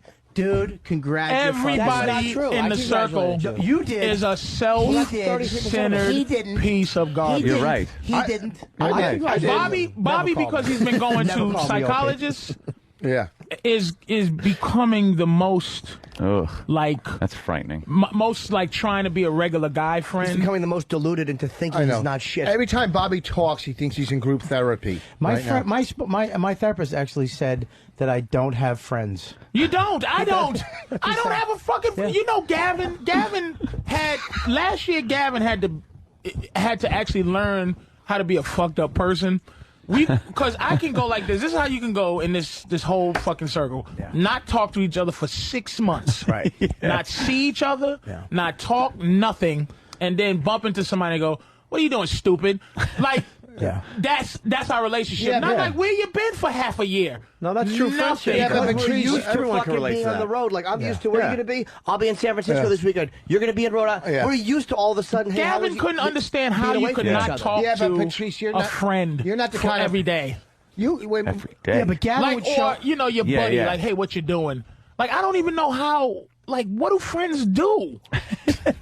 He has no clue Like, what do about you do? friendship. What the fuck They do give you you- do with a friend? I don't talk to my neighbors. When they try to talk, you just go, what the fuck? You know what you give do them wedding with presents. friends, and I only know from like years ago, old high school friends that kind of carried over into the working world. You just pretty much hang out and drink. That's like the only thing you can really do with your friends. No, you could give them a ride somewhere and do something. What? With it. That's Help 'em. inconvenient. Good example. That's inconvenient. Help them move. I'm No saying. fucking Let me tell way you would I something. lift Are you a insane? finger. I moved. Yep. Bobby moved. Yep. Norton moved. I moved. Not once did I think about calling any of them to help me do shit. And you know who does that? Unfunny comics. Yeah. Help each Unfunny other. comics will help each other. And hey, we'll all come over. They'll have a party. Yeah, give One massages. girl comic will. Go fuck Did you yourself. even think of I'm not asking lifting anybody a help you move finger. a fucking couch? Hell no. Hell no. I can explain, by the way, why we are this way with each other. One of the reasons is because a lot of times friends use each other to divert from the awfulness of their life.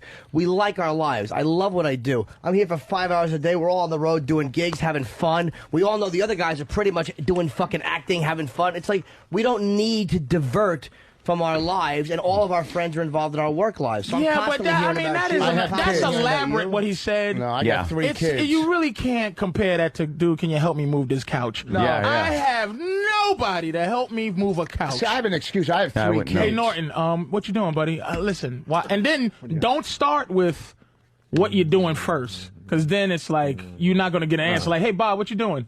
What? What? What's what do you mean? Yeah, what? what? Hey, what's going on? What are you doing? Well, I need you to help me move this couch. Nah, I'm on the moon, dude. I am the moon. I got to stop right here. We got Bob Saget on the line. Bobby! Hey, how you doing? Pretty good. You What's going got Patrice O'Neal, of course, Jim Norton, Bob Kelly, and Rich Voss in studio today. Oh, man, I miss you guys. I wish I was there because it's snowing, right? Yeah. Yes. Now it's just a messy rain. Rain. That's what I want. Yeah. You have real friends, Bob? What? You have real, true, like, you have any friends left from, like, real life, or is it all comedy friends? No, real life, but not as many as I used to have. When I moved to Hollywood from a single apartment in Palms to Hollywood, my moving guy, because I worked at the Comedy Store in L.A., was Yakov Smirnov. Do you have anybody that'll help you move a couch? The unfunny comic thing. He helped me. I mean, right in Branson, Missouri now. Right now, Bob, do you have anybody that you can go, dude, come over and help me just move this dresser? I don't want them coming over. Hey, Bob. I don't have anybody over. Exactly. I'll make my oldest daughter do it, throw her back out. That'll cost me $10,000. Bob, this is Voss. Who's the biggest actor you've ever done a scene with? Biggest actor. Or actress. Well, a movie, say. I guess for me, when I did Farce of the Penguins, Samuel Jackson was probably... Yeah. And Pryor, he did fucking Critical what Condition. the hell was I saying? Yeah, Richard Pryor. Yeah. He did a movie with So that backfired, I don't know Rich. why you dated me, Rich. I'm a fucking idiot. Bob, let me explain what's going on. Rich did a little scene with Chazz Palminteri today, so he was trying to, brag to you, and you just got squashed. I know. And Bob, great is not the operative word. It was Voss and Chazz, Yeah. and it was fun to watch Chazz work, and it was fun to watch Rich. Yeah, we set up Rich badly today. He thought he was doing a scene with Jim Norton, and all of a sudden Chazz walked in. Did Chazz give you any respect? He's such a nice guy, right? He was a great awesome. guy. He was great. He was quit the gentle. business after we read. He quit the business. That's how bad I was. He's actually rewriting A Bronx Tale to be shouted, so it fits the way Rich did it. All in one breath, too. You take one breath at the beginning. That was hysterical. Breathe. What are you I doing? want to see that thing. Did you guys go see that? Yeah, it was amazing. He's actually just extended. It's funny you say that because I did see it. It was amazing. He extended till February 24th at the Walter Kerr Theater here in New York. It really is amazing, man. Yep. Right. Now, Rich, are you going to get tickets to it, or do you have to pay for them? You're not close with him now, right? Oh, we're buddies. Yeah, we're going to go out. Oh, yeah. You should go, Voss, then come back and give a report. I will. Not during the weekend. A review. Not during the I weekend. didn't get it. I'm a comic. I understand our schedules. No, wait, New Year's Eve go. Right. Rich, how's your baby? Great, thank you. She's getting big. Really? How big? No, that's not nice. Never mind. She's beautiful. Really? Yeah, ridiculously. Yeah, she's all right. Yeah, she's beautiful. Jesus Christ. I'm kidding. She's beautiful. But she's named after a what? Hispanic queen or something? Hispanic queen, Reina. Reina, yeah. Oh, Reina. Daddy. He thought he was picking out a Jewish name, and he picked Reina. out I the name spelt of it a wrong. Hispanic queen. I remember on the tour you put a big picture of her up there on the screen on the Diamond Vision. She looked very, very cute. Yeah, she's actually going to run the Latin Kings when she grows up. Are you scared having a daughter? This is my third one. Oh, so you don't really care. His other two, yeah, are really hot, right? What do you mean, right? You hit on him for an hour straight. Oh, wow. I forgot about that. Anthony goes, right. He tried to get her number. Jesus Christ. I didn't try. I got it. Jesus, Voss's daughter. But I was just to piss you off. I never meant any ill will. I know when they were little girls, dude. The last time the tour, his daughters came in. I had to look. Oh, here we go. The other way on the wall. I was like, holy shit! Voss's daughters turned into like some beautiful girls. Especially the young one. Yeah, your oldest daughter is very. Like, I remember. The thing is, like, Voss wouldn't mind if one of his friends, like, if I dated one of his daughters, he'd probably at first be weird about it. But he knows that I know them a long time, and I'd be nice. And he wouldn't do it because they don't have cocks. So why would Norton date him? You can't hit on your friend's kid unless she's so hot you can't help it. Right, or unless she's too young to tell. Or unless you're Schimmel. But you don't want to get that shit on YouTube either, because then you can ruin your life with your next guy's daughter that you go with. Yeah, that's true. I don't know. I got nothing. Bob Saget. Every time I turn on the TV, you're on it. I mean, you're getting. I know. It's just You'd ridiculous. Think I'd rape somebody, wouldn't you? it's really ridiculous. But you're promoting 1 versus 100, right? Yeah, they tell me to do that, and why not? You like that show. You've been nice to it. Absolutely, I like it. I DVR it every week. It's a great show. Huh? We had a live monkey. Yeah. Jesus. Then he got one right, and then he got one wrong, and then shit himself. And they had to get him out of there quick because there was shit in one of the mob cubicles. And you guys changed it up just a little bit to make it more interesting. And and the guy won $1 million on the first one, which I thought was good. I did not see that episode. Yeah, they'll rerun it. We only did 8 of them because it was the pre-writer's strike, and now that the thing's back and running, they can... I just don't understand why they're throwing it on a Friday night, man. They got to move you up. This is 1 versus 100. Yeah, it's a great show. I can't watch the Howie Mandel one. It just doesn't do it for me. But that 1 versus 100, I love, man. I like Deal or No Deal too, but I don't get it. But I don't get it. It's called human greed. On my show, like spokesmodels, and I actually killed it because I just figured I'd fuck them and ruin my career. Well, you want to get spokesmodels that are really fat, and then every week you reference them like some kind of an animal. You make them stand by a watering hole. They never explain it. They're fucking moo-moo. Comes out with a briefcase. They open it. It's like the head from Seven. 1 versus 100 chubbies. You should just have them all come out. They should do that. It should just be overweight, non-attractive spokesmodels. Absolutely. I would watch that every week. Could you imagine, like, Hagar comes out? Right. Girls that just look like Griselda and shit. Hey, Bob, you going to vote for Obama? Well, I don't usually talk about my vote. I already did it in, but yeah, I think so. That's the Hollywood thing to do, right? Oh, yeah? You got 2 Obamas and you got 1 McCain. Figure it out. Right. No Hillarys in the room? No Hillarys. Right. Any Hillarys in the room? Anybody voting for Hillary? Anyone? No. You may. Get out of here. I haven't gotten over... Patrice, Obama? I've never gotten over the Amy Fisher video. Of course. Oh. The what, Bob? The Amy Fisher video that you made me watch. I have not gotten over that yet. Well, her boyfriend, her husband's fucking Lou's red dick. Yeah, Lou's great. That guy with the dog leg cock to the left. Anthony, would you vote for Obama if he was white? No. Okay. He's got a complete lack of experience. I wouldn't vote for him if he was white. If he's black, I might. Yeah, he's an empty suit. I wish we had an American Indian Cult in there. of personality. Gaming casinos, the issue. All he is. He's a rock star. That was a good line, He's fucking Bob. Lenny Kravitz. Put Lenny Kravitz in where fucking Obama is, and you get the same response. You just boiled him down to fucking Lenny Kravitz. He's a fucking rock star. He's a cult of personality. The guy's just a fucking... that was the only he black goes to rock give star I could speeches. think People of. fucking start screaming, snapping pictures. Girls are throwing themselves at him. So, He's a fucking rock star. Can we just have 4... None of them know what the fuck he let's stands have for. 4 years of that. Okay. Why not? I'm not saying... Is the country going to fall flat? Did I say let's not do that? I said don't bullshit me as to his fucking motives. Easy, racist. And Easy. other people that are voting for his motives, they don't know what the fuck he's about. They just love the guy because he's fucking but do you know what anybody... This motherfucker. You call him the blind guy from Star Trek? You just call air him cleaner on his face. What's McCain stand for, really? McCain is a moderate fucking Republican. That's right. No, you just didn't say shit though. Like what? Obama's a fucking. He's not going to tax Democrat. the shit out of me like Obama would.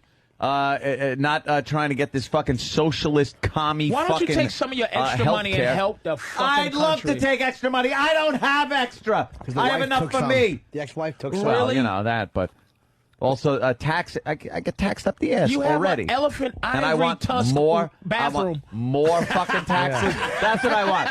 Oh, Obama, look, I'm not taxed enough. Could you take more out so you could do these fucking socialist commie programs? Go fuck you yourself. You don't want goddamn health care for everybody, Anthony? Fuck no, why would I? What privilege? Well, just because you're an American, where does it say you have the privilege to fucking have live? health care? To privilege no, to live. This country is so great because some people make it to the top and some people get fucking shit on. That's the way this fucking But do place you works. think this is Stalinist? You want to go to the Wait, Soviet Union? Is it No! Stalinist to help fucking... What, Bob? I gotta go. Shit. See, Bob doesn't want to ruin his you don't career. want to ruin your career. You're a communist, Wait, let me tell you Bob a story Saget. about this fucker. Do the virus again. Let me tell you about Bob Saget real quick. Go ahead, Patrice. We're out in front of fucking the Laugh Factory. This is how phony Bob is. He don't want nothing political. World needs ditch diggers too, you know. We had an argument, right? Just regular nobody comics. Maybe I'll know one day if I make it famous.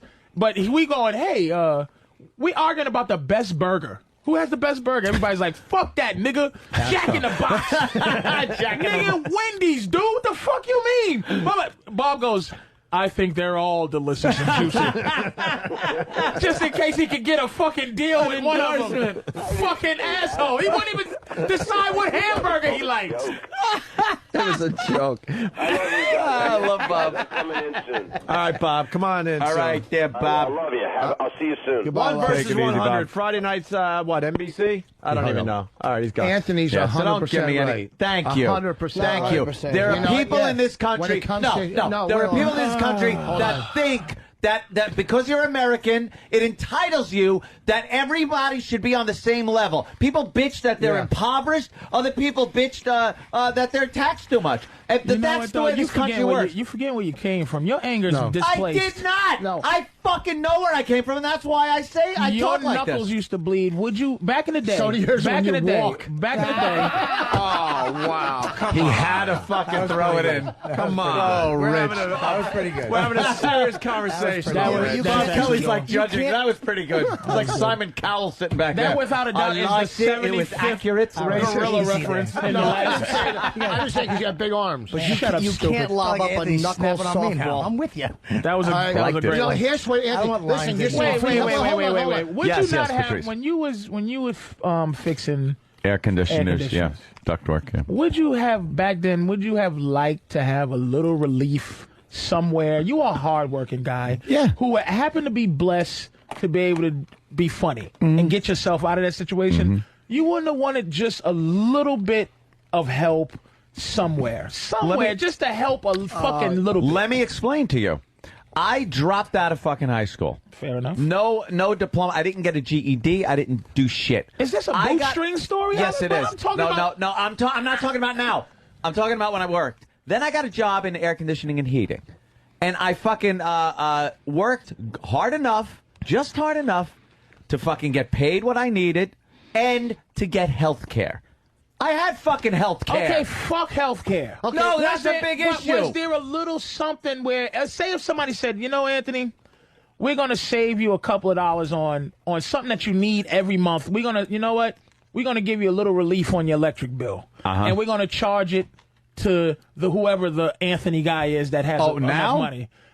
Then. Let me think. Then, like you go, we're going to give you a little relief for your bills, just a little, on the shoulders of a motherfucker that might have a little extra. You'll never believe me. I would say fuck no, because it's not the ideology that this country's fucking based on.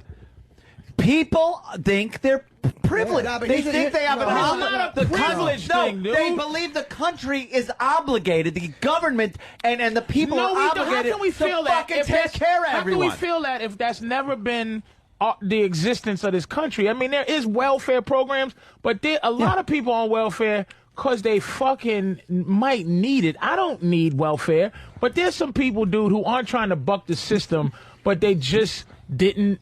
You know, this country is based on the ignorance of a lot of people. This country is based on, like, you happened to be able to have some talent to get the fuck out of your situation. But there is a schlep that is going to be a schlep for his whole life. No shit. But he could use a fucking hand to help out a little bit. I wasn't fucking living out in the streets. I had a roof over my head. I ate. I had fun. I fucking had health care. I worked my ass off, but I had a good time. I wasn't fucking, like, I didn't like my job, but it supported me. And I had what I needed. Motherfucker, I've heard you say, man, I wanted out. Of course I did. But you wanted out. Right now, you're living. Because I hated my job. You're living your out. You hated your fucking job, and then you weren't looking for a handout, but you were trying to do better. So if you're, what was your other option if you didn't? I'd have been working right now. I would have been in someone's fucking attic, installing ductwork. But that's this fucking country. Yeah, but Patrice, all right, Jimmy, let me hear from Jimmy a minute. There's one thing here that I disagree with that on, only because the healthcare. Healthcare is a big thing, man. And again, I'm not talking about people who buck the system, but the fact that we're not taking care of people who don't have enough money, and I'm not talking about fucking social leeches. I'm talking about people who really do just work and make shit money and don't have coverage, and yet the way we spend. Like, the way the Pentagon wastes money and that kind of shit, we are being overtaxed. They are fucking us in the mouth for our money. But they're putting it, and I'm not some fucking flaming liberal, the war, they're wasting. But they waste even in times of not war. They are fucking greedy. They don't spend right. They don't account for the money right. So it's like, why can't that fucking wasteful shit be put into legitimately, so that it doesn't cost $11,000 for a fucking emergency room Then the stay. fucking government should look into insurance companies, things like that, restructuring of the premiums. Maybe Obama shit would like do that, though. Not take my fucking more tax. You know, Obama would do that if it wasn't a tax and spend. First of Democratic all, he wouldn't bullshit. do that. It's not. This is the thing. Presidents don't do. He's promising. Listen to his fucking speeches. He's promising universal health care in this country before the end of his first fucking term. He's promising that. It was in his fucking speeches. Why is that hurting anybody? At least you know where the fuck your money's going. If he could pull that shit anyway. I'd rather have my money go to a tail fin of a cruise fucking missile than go to some motherfucking Are you leech. serious? No shit, motherfucker. I'm not talking about leeches. A fucking sick, a dirty, sick leech. This motherfucker got a goddamn basketball in his kidney, and he can't, he can't get relief. He can't get relief. No, first of all, the hospitals can't. Yeah, I do. The hospitals can't turn anybody down. They can't turn anybody. You're saying, so where do you draw the line? Healthcare is $300 a fucking month for decent healthcare, man. What do you $300? Try $760. I pay $5. No shit. $500 a month. For motherfuck Dick Oxford. Who the fuck has $760 a month to fucking pay healthcare? That is completely ridiculous. Who the fuck has that, dude? So go to those fucking insurance companies and say, I want an accounting of where the fuck this money's going, you assholes. I'll be honest with you. If Obama got on and said that was his plan, see, he's got a plan. I'm going to give fucking health care to everybody. Well, fucking spell it out, asshole. Tell me that you're going to go to these insurance companies and say, we're restructuring your whole fucking life. Not that I'm being taxed. You're upset because you got money, dude. But no shit. What poor person's upset about health care fucking for everybody?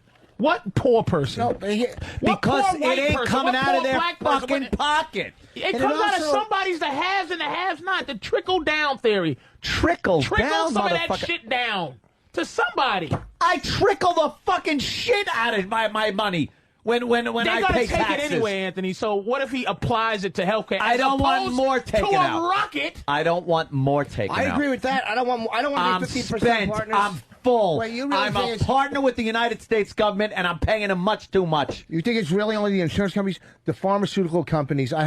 You get a prescription. Bonnie had to get look into that shit. She had to get a prescription for morning sickness with insurance. It was 12 they pills. Said, it was don't look at Rich. Without insurance, it was $700. But heroin would have been cheaper. Richard, who do you think is friendlier to those fucking... I guarantee you that Obama, I think, will be less friendly to the pharmaceutical companies and the insurance companies pulling that shit. He's going to be more friendly to the impoverished and the people that can't afford shit, which... who are you voting for? Who am I voting for? I probably McCain. Okay, what is he doing that makes you feel better than Obama with his health care? What is he doing that you like, I can live with that? Or is he doing something spectacular? He's not doing it's more what he's not doing, which is democratic tax and spend. I'd rather see tax cuts. Like one thing Bush did that I think was good was tax cuts for corporations so they can then hire more people and pump money into the economy. Wait, was the tax cut contingent upon them hiring? Because what happens is if you say, look, you hire X amount of Americans, we'll give you a tax cut. That's one thing. But if you give the tax cut and say, here, you can use it to hire Why would you do that when you got a Vietnamese child that's going to make your shit somewhere for a dime? They're not going to use it to hire more They're people. pieces of shit. Well, then You how down with about the take care of that corporations? fucking problem, too? Again, Obama's probably more That's likely how to you do that. That's how you become president in this shitty country, which is why nobody gives a fuck anyway. That's what I'm saying. An all white man does the same shit. He owes somebody. He owes a corporation somebody something. So does an Obama. Why not vote for him? This is the thing that's fucked up. Stop acting like motherfuckers are not voting for his policies. Motherfuckers are not voting for a black guy. That's it. No, and motherfuckers are voting for a black guy. Do you think 85% of the black people that are voting for Obama are all voting because they know his policies and love him? They're voting for him because he's black. Let me tell you something. I do not I don't believe in the system. I don't believe in electoral votes. I think that's the biggest shitty scam I've ever heard in my life. We were talking about that earlier. I don't believe in I don't believe that he's necessarily winning these things. That's why I'm not really I'm just saying it'd be nice to see a black guy in the presidency. Because what do presidents do? Like I said, they only known for what event happened when they were president. Can you give me the fucking policies of Abraham Lincoln, motherfucker? I'll give you one. Slavery and a bullet in the head. Can you tell me what about fucking William Taft? Lyndon exactly. What did he the do? fuck did he do for this country? Taft actually enacted the military defense fund. That was Jimmy. I made that up. Exactly. Because Taft was in 1806 sometime. Yeah. What did Truman dropped the bomb. Yeah. JFK got shot and he fucked Marilyn Monroe. Patrice, what the fuck did Jimmy Carter do? We were Jimmy discussing Carter this earlier. decimated the fucking United States military. And he gave planes to the Iranians right before that silly show dropped out. You're backing up our point from this morning. We said, what do you really know about these candidates? Whether Nothing. it's McCain, whether it was Carter, did you know anything about Bush before you voted for Bush? And one more point, Anthony. This is the thing. They all have, presidents have legacies. Right. At least Obama or Hillary, at least whatever their legacy is going to be, it's already built in. It's going to be the first. It's built in. Here. So they don't need to figure out what's going to happen. Let me tell you something. If half the world blows up, it's still the first nigga president or the first bitch president. You understand? Yeah. So what difference does it fucking make? Now they might be able to do something because they don't have to figure out what their legacy is going to be for 4 years. Just vote for a black guy or a woman to see what the fuck's going to happen. Then you can go back to old white guys with white wigs. I'm sick of old white guy more than myself. any other of old white guy in the that White I could House. respect more than any other fucking thing I've heard is just vote for the black guy. So let's all see what happens. Let's see what the fuck happens. I like the mystery aspect of that. I like the movie aspect of it. It's exciting. It's kind of like, hey, we could all fucking be nuked or something. Whatever. That I respect more than, it's not that he's black, that the black people are voting, or it's the policies or this, that, or the other thing. So you're looking at it as a grand adventure for the country for 4 years. There is a light around this guy. There's some weird vibe people have. Like when Jesse Jackson ran, when Sharpton is in the... No one ever feels that way about these. But there's some kind of a weird thing that I imagine JFK had, which is this weird thing where you're like, wow, things are going to change somehow in a good way. It's just a feeling. Maybe has a new way of doing said it things. himself, though. He's not going to. Yeah. He is I still got a the feeling. underdog, even though he's winning. I'm willing to give it a shot. Hillary is so embedded into this government with all her connections. Dude, he's kicking her ass. It doesn't matter. And all of a sudden She's there's embedded. super delegates now. Even though she's a woman, They came she's out still with a seen, new one. Even as a woman, she's still doesn't seen as matter more how- of the even as a woman, she's still seen as more of the same shit because she's embedded. So I think that's actually going to hurt her because we've had a Bush or a Clinton in the White House. Right. That last name has been president for fucking since 1988. Is it 88? I love Patrice. Why are you so... John another old white guy. You know, hey, will you be the same way? Huckabee? Hey, wait a second, Patrice. Would you be the same way with Colin Powell if he was running? You would go, let a black guy, or if it was Condoleezza Rice, would you be the same way if they were conservative? Absolutely. If they were conservatives? Yes. Okay. Because black people are not going to give a fuck about conservatives. That's not true. Black people don't stand behind black people. They will vote for a black guy, conservative or not. Are you serious? Colin Powell versus Huckabee? You don't think we vote for Colin Powell because he's black? Condoleezza Rice, would they vote for her? Absolutely. Do you think Over so? any Democrat. Absolutely. Over any Democrat. Yeah. So Of you're course saying they would jump party line for race. That's what you're saying. Black people aren't party line. We don't believe in this Yes, shitty they do. You're system. Because Democrat is what we look at. That's just what we're raised to do, is be Democrats. The shitty system that's put a black guy now pretty much right there at the footsteps of the White House. Yeah. That shitty system. Yes. Yeah, okay. But I don't believe in any of this. See, you're educated on this shit, but the average layman, look, man, there's questions about Bush winning Florida in 2000. Right. There's questions about it. And we live under that. We live under the possibility of a president that didn't really win. And we don't give a fuck. Same with Kennedy Why in don't Chicago. we just fucking vote for a black guy? Why do we give a fuck? Why do we live under a guy, a fictitious war, which is, we all agree this is some bullshit now. And he possibly didn't win Florida. Possibly. And we're comfortable watching this psychopath, Christian right-wing motherfucker be our leader. Right. We can't have a handsome, young, charismatic black guy for 4 years and just... Clinton, his legacy is he got his dick sucked. Right. We can't vote for a fucking black dude. So we want to put Sidney Poitier in there. Well, he's got that mole still, though. Yes. See what happens. The same as Kennedy. Why not Sidney Poitier? Sidney Poitier.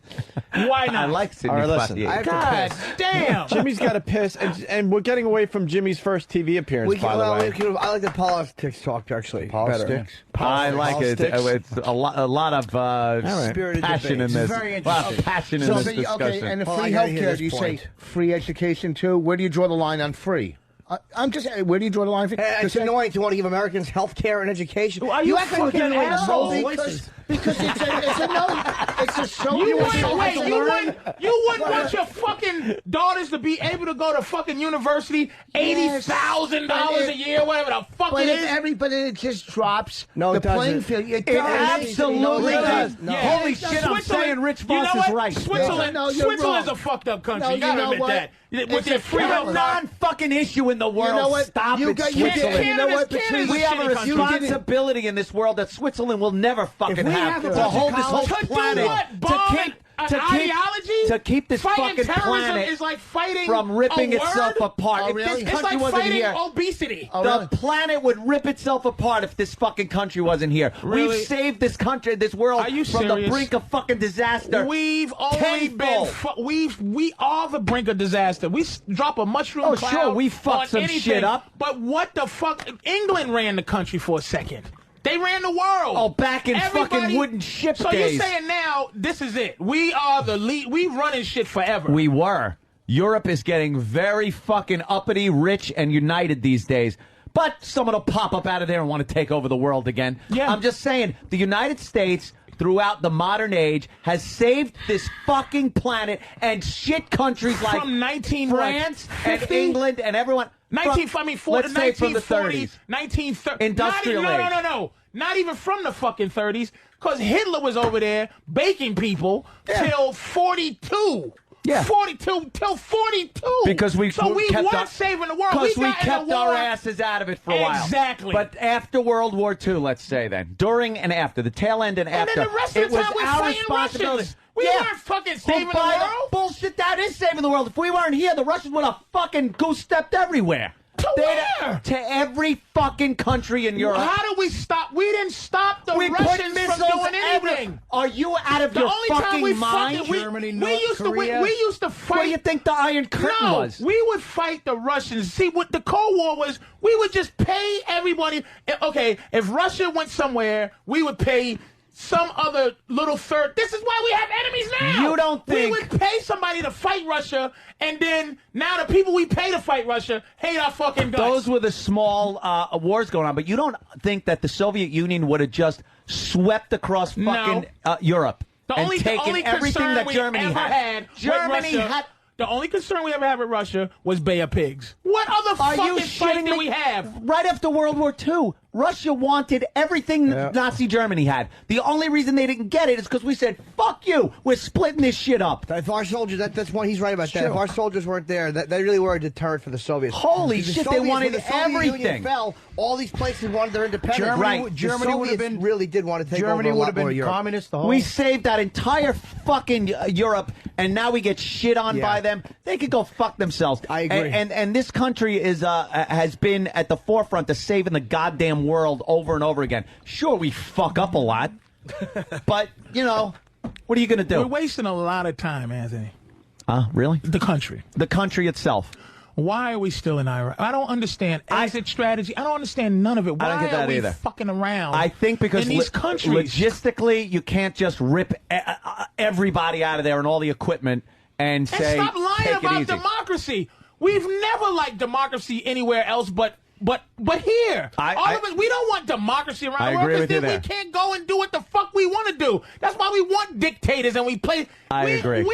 This shit is shit that we did, man. This fucking whole Iraq war is some bullshit we was doing in 1970. That's what the fuck we doing. I like You this. can't vote I for agree a with black you on that guy. one. I agree with you on that one. Vote for a fucking black guy. Just vote. Shut the fuck up and I'm vote supposed for to a vote black for guy. the black guy. Yes. Just because he's black, and let's see what Fucking happens. yes. Yes. Yes. I want to be alive for a black president. Yes. Just to see what happens. It's good times for you and your business to just see what the Negro Just to president's see what doing he now. brings. It would be the best thing for this radio show because he'll have a nervous breakdown. Yes. It will bring life somewhere. They could have an Anthony. When is Anthony going to have a nervous breakdown contest? Yeah, man. When's the election? November what? Vote for the fucking guy, man. You think I should vote for him? Just vote for fucking the black president. As simple as that. I don't think you can get past the black thing. I don't know. Can you get past the black He's thing light with skinned Obama? enough, and he doesn't really get it. Anthony, He gets his chicken at I'm Boston Anthony. market, not Popeyes. He's not going to be running the country. I mean, everybody Old around white guy him still is runs gonna- the country. Yeah, Really? dude. Do you see a trend in his supporters? A lot of white people support Obama. Again, They they have to can't for him tell to me be the why. president. But now he's the president. Now it's not an old white guy that all these white guilty people can then say, "Fuck you, old guy. We're not going to go along with what you say." Now it's a black guy in there, and they'll go, "Oh, you know something? Let's go along with him. Why not? Because we're so guilty as white people. Let's see what the change he comes up and more shit will pass under his presidency than any other president. Mark my fucking But words. see, Maybe Anthony, good you stuff, have though. a fucking. It might be good stuff. Maybe good stuff. Maybe though. good You stuff. have That's good. That's a political nice understanding, gamble. man. You have some political. I try. Savvy. The average remember Michael Dukakis? He lost the presidency. Tank helmet. Because he had a furlough program. Nigga got out of jail, raped a bitch. Yep.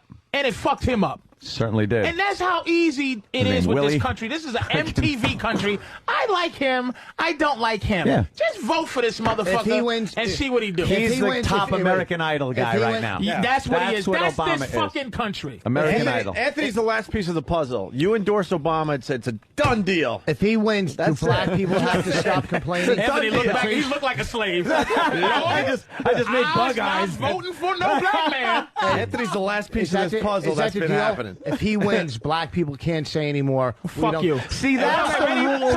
Time out, Okay, go ahead, Patrice. I'm asking. If a Jew becomes a president, Okay, yes. you can't talk about the Holocaust no more? No, I didn't say the whole. No, shut the fuck up. Listen to me. I said Racism is a part of our existence in this country. So if it's a black president, we can't say No, I shit didn't say about that. racism The no more. Jews aren't using the Holocaust to hold them back in life, advancing their people as they have in this country. So Now- we're using racism to hold us back? Some black people, and I would say a majority use slavery. Did you just make up more? Yes, I'm making this up. You just made up majority Through life you just experience. Said majority. Yeah, we watched The Wire. You don't think that black people use the fact that white people oppressed them during slavery and afterwards as I don't want to use the word excuse.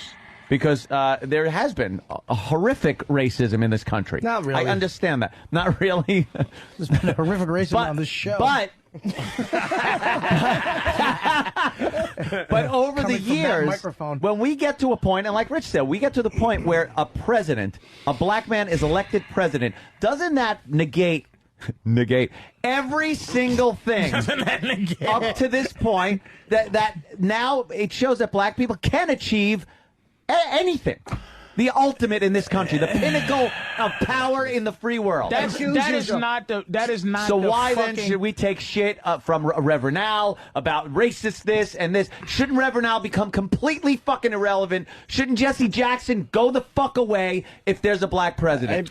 But see, is it irrelevant that all up to this point, every major leader up until this point has been an old white guy? And all of a sudden, all the problems that we had when old white guys were president, that a black guy becomes president, that all those problems now disappear just because of that. Just because that's just like, okay, white people, at least you're not as bad as we fucking thought. At least you voted for a black dude to do something for now. Now let's do the next thing. Do you really believe we're gonna walk around and say it's over? It's done? Everybody, not it's over. We It's sing done, Kumbaya. No. This nigga's the piece of the puzzle. But to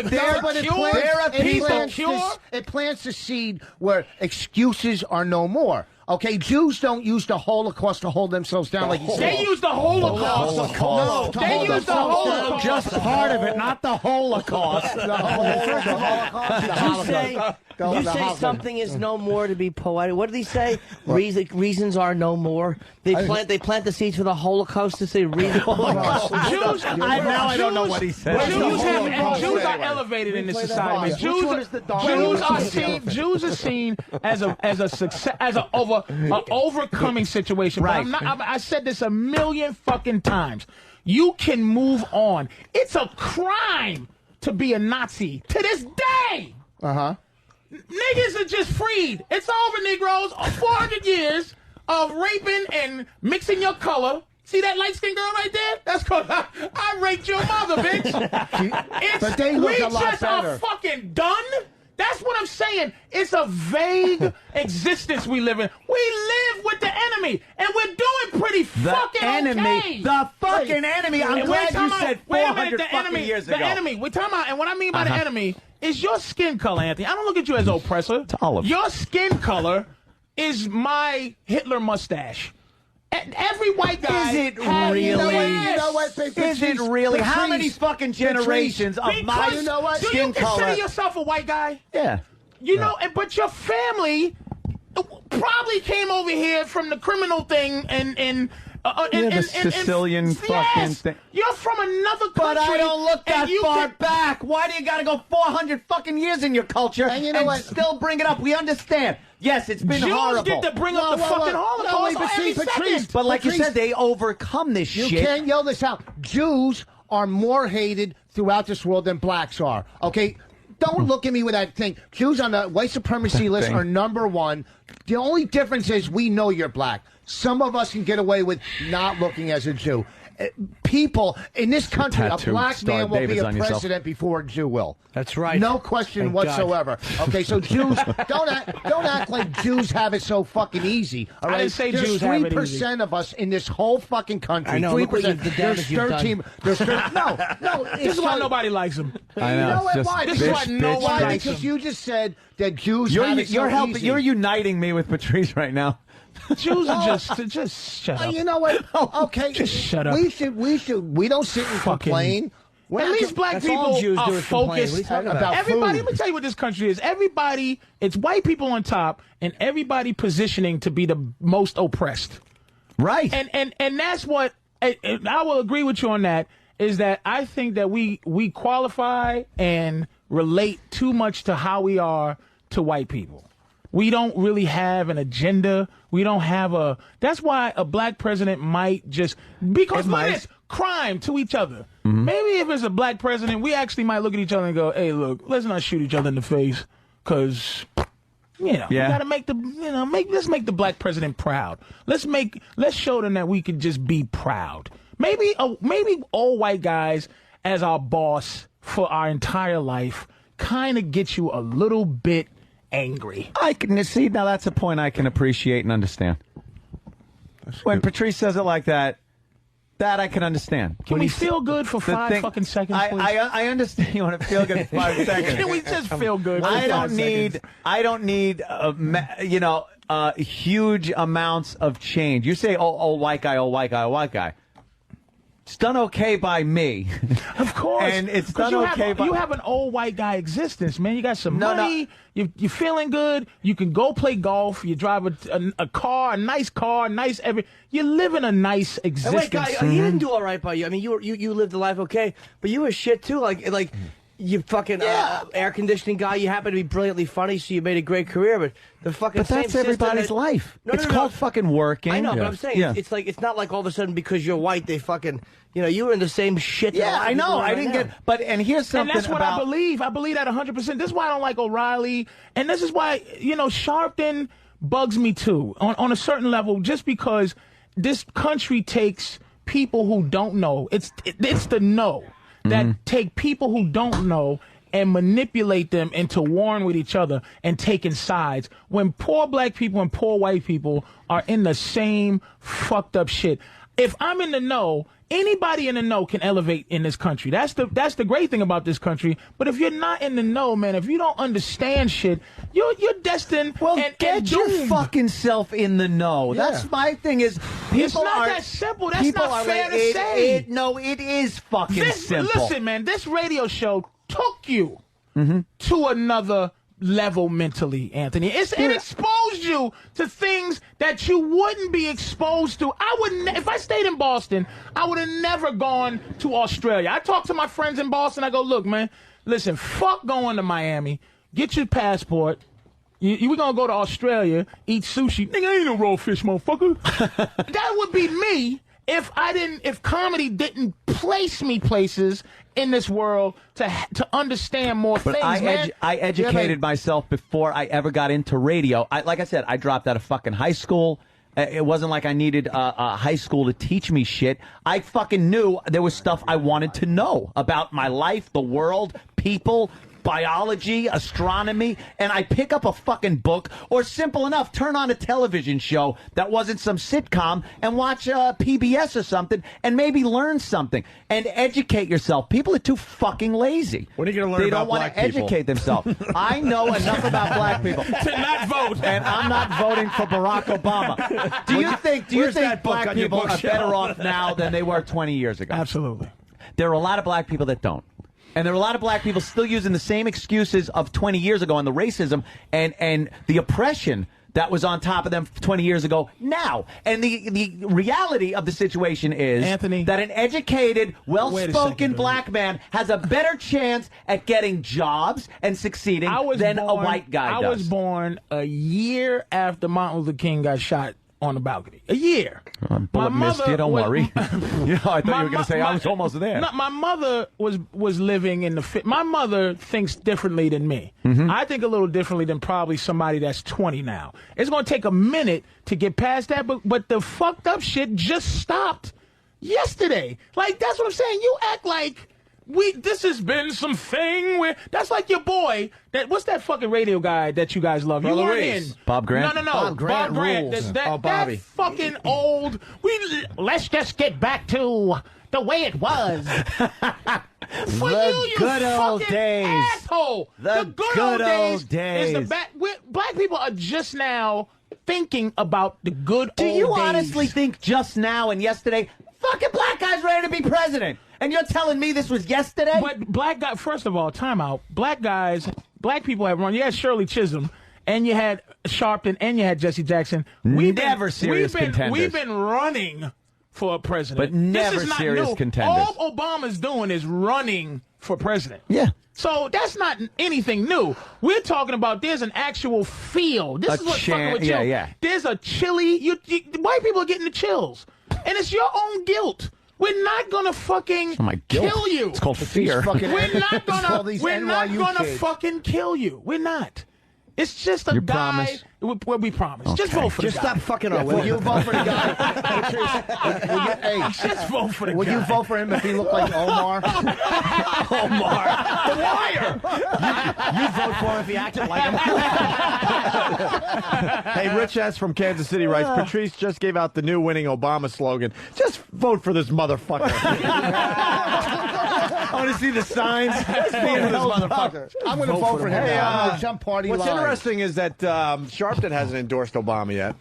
He shouldn't. That's the best thing that ever happened for Obama because another thing about black leaders. You think Sharpton's smart enough not to endorse him knowing it would hurt his chances? I believe that Sharpton would get up there because he's a guy who likes to be in the limelight. Well, he's been very quiet about this whole thing. He would want to get up there and hold up Obama's hand and be. But if God bless him, if he knows that would be suicide to support Obama, because it would. It'd be suicide. You think Sharpton's smart enough to know that? I pray. You know what? I pray to God he's smart enough to not endorse Who's Jackson Obama. endorsing? I hope it's not. They're both endorsing Obama. If they're going to come out and endorse him, they have to. Well, Bush was stupid enough to I hope endorse. they don't. They will. But everybody knows anyway. That's not a big Bush was deal. stupid enough to endorse McCain. You know, and Bush's popularity is sucks dick. So that's not going to help McCain. Yeah, I'm sure McCain was like, oh, jeez, could you shut up? And black people never had a leader in this country. I mean, Martin Luther King was but see, he wasn't. Malcolm X, Martin Luther King, they were leader by proxy. But the thing is, we've never actually voted for anybody that this country Right, it was some kind of appointed, Al Sharpton is white people. He's the white people's candidate for leading us.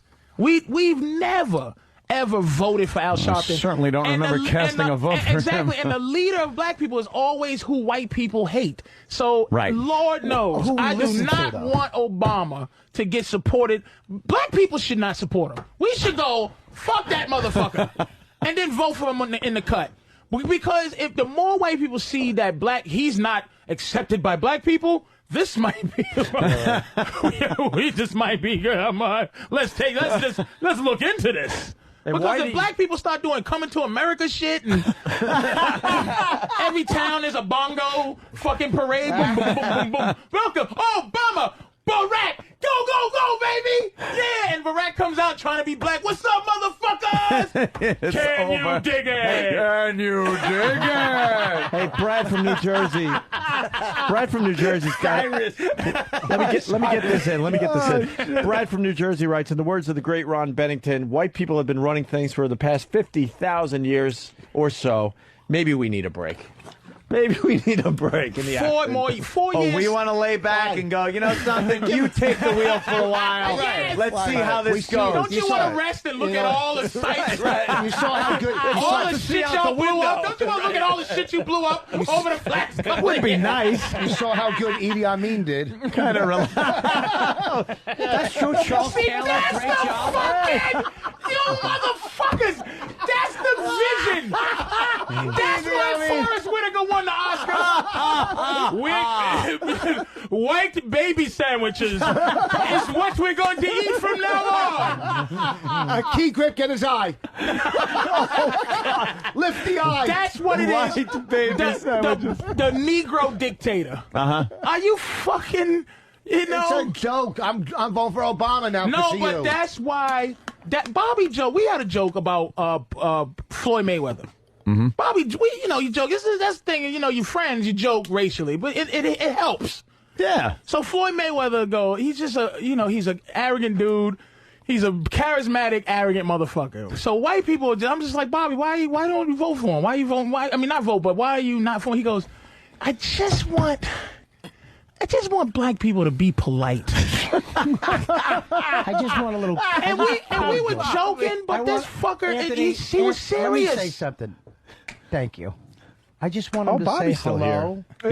Yeah. And goodbye. Have you ever tried to get? I don't want. That's it, right? Hi, how are you? Yeah. I'm good. How are you? That's right. Even if they're faking it. Wait, how's this room Even go? if they're hold faking on. it, Bobby's bastard. Obama. Jimmy's leaning toward Obama. I think Patrice I'm leaning Obama. towards Obama. I like the Obama. Voss is McCain. No, I'm leaning towards. I'm kind of leaning towards Obama, so I could Holy just. shit. Well, I'm not because I really no, don't want before him. all Wow. this because McCain is a little old. He's a little liberal. So what the hell? Let's see the liberals and see what happens. The bottom line is there's a weird feeling around the dude. That's what it's about. Because I usually typically despise Democrat. I don't like the tax policy. I agree with you 100%. Do not make me a 50% partner with the government. Jimmy's had an interesting couple of years on this radio show because you were you were so much more Republican 2 years ago than you are now. Bush has destroyed the Republican Party's unity. Bush destroyed because of it. the religious aspect of them. Yeah. Because of this fucking $350,000 fine, which is all Parents Television Council shit. Like, the Democrats are repulsive with their fucking political correctness, but the Republicans are also let's not forget. horrendous. I know. Let's not forget Obama won and I'm gone, but we didn't forget that. But that's true. But it doesn't matter. That's a political way to do it. Right. They're all going to agree with the I'm But you got to admit, if you had what you thought was a qualified white Democrat guy, you didn't give a fuck who it is. He'd win the presidency. It's weird that Bush has taken us to the place where get these Republicans out of here, and now you're sitting there waiting around for the old white guy Democrat, dude. And it's like, oh my God, a bitch and a nigga. What? Nothing else. Mitt Romney, a Mormon from Utah, and John Edwards. John Edwards blew this. How did that fucking wimp? No kidding, man. Jesus Christ! It was a fucking Benetton ad, you cocksucker. You couldn't fucking win the nomination. A black guy and shit, a fucking Mormon, and you bowed out first. You would vote for if it was just a qualified Democratic This white was guy. the easiest election for the Democrats to win, and they're making it. But they're making it close. It's a woman and a black guy. It might be the president in the Oval Office. They're really going to have to check the jokes. The running gags around the White House are definitely going to have to change. You know what, the president don't get nothing done. Dude, he's a figurehead. But it's been interesting watching Jimmy because it's been a transformation going on with you the last few years. But again, my problem is the conservatives forcing their morality about fucking gays and all that shit down my throat. I believe when sick. Jimmy's done that, and I've joined the NRA, and I'm stockpiling weapons. But that's who's fucking up radio. That's what nobody in this business should be voting for a Republican, dude. This fucking President Huckabee. He's so out. Mathematically, he doesn't even have a chance. He's done skate. McCain, a guy that was abused in Vietnam. Him, that I like, fucker I kind of has like that bad Rambo dreams. aspect of it. Yeah, but see, the reason I like Obach too, it opens the door for Obach? Jews. Who's Obach? I said whatever. It opens the door. No, for it's not. Whatever. You got to pull a I lever. said Oh Barack. my God! I said Barack. Which one's the elephant and which one's the Barama? donkey? Oh, I said Barack. Which one's whatever the elephant? saying, Which it one's the opens the donkey? door for Jews. I'm voting for Redenbacher because of his popcorn. You just heard him, right? You just heard what he said, right? It opens the It door opens for- the door for Jews. It That's what does. he's concerned Oh, that's about. all he cares You're about. damn straight. Get in line don't care behind for- everybody. No, absolutely Because right. this country is very racist when it comes We'll to have Jews. a fucking tranny first. Because we already feel, see, this is the thing about the racism about Jews. I'll we say, already right, feel that you're running you're things. running the country. But it's ridiculous. Behind the scenes, clandestinely, they feel that you're... The who won it? The WASP run this country. That's who runs the country. Good old boys? Not anymore. Good old boys ran it in 1950. The WASP. It's a giant wasp that runs at any second to sting you. Corporations run the country and banks and... Who owns the most property? Why the fuck do Jews always get mad when people say they run the... What kind of racism... It bothers you to say you run the banks. No, we do not. Shut the fuck up. Black people are rapists, robbers, and junkies. You run the banks, and you're fucking complaining? Shut the fuck up, Jews. Don't forget Big Shut Dick. up. You guys get Big Dick. At least now we're educating people We're out there. animals. Big dick robbers. These motherfuckers. Diamond District fucking bankers. And Hollywood. Right. And you motherfuckers want, what else do you want? We're Shut the not fuck taking up. the blame for this You country. made- We're taking, and when you say shut when you say the Jews fuck run up, the man. country, then we take the blame for what's going on in this country. Here's what Jews, I admire just Jews. answer that, They answer that. made The Godfather cry about saying a statement that I didn't even see nothing wrong with, and they made him cry and give all his money to Simon Wiesenthal. I don't know what you do. I don't know how you do it. You made Mel Gibson cry. I respect your power. You have some sort of power. Do you need the presidency for your fucking self-esteem? Vice Black president. people could, black people could fucking just vote for a black guy for our self-esteem. Like I said, I've had to look at Jeff Spicoli pictures as Jesus for my entire fucking life. Can I just? I think be it's more proud I think for a it's more minute? Lance from Pulp Fiction. Lance. Can you give me a fucking break? Can you give us 5 seconds? You run shit. It Your is amazing doctors, we're still lawyers, going with the yeah. white Jesus. It's still amazing. They to me. won't change it. It amazes me. How are we going to change it now? There's black people that are fucking horrified to see a black Jesus. Just take a history lesson. That guy wasn't white. He certainly was. He had blonde hair and blue eyes. He was inspired by God himself. Right. How can you say what he looked like? Oh, just because he was born on a certain place of the earth. His father's supposed to be God. How the hell do you know what color he's going to be? God fucking shot and a God's big white white. man load. He had dirty blonde pubes. Are you saying that in the Bible there's a part missing where he came from Iowa all the way to Baghdad? What is now Iowa? No, it doesn't matter where he's from. What is now Iowa? Since God, What is now Iowa? who is an old white guy with a big white beard, since he's the father, you know, the he three came out wise white. Irish guys. I'm sure. He came out I'm white. positively sure. That's right. In Baghdad, I'm sure there was a white Jesus with a perm. So he was an Arab. Don't try to claim him as a black guy. I didn't. Okay. That's what I'm saying. I at least say he looks more like Saddam Hussein than he does. Mocha. He was All right. Mocha.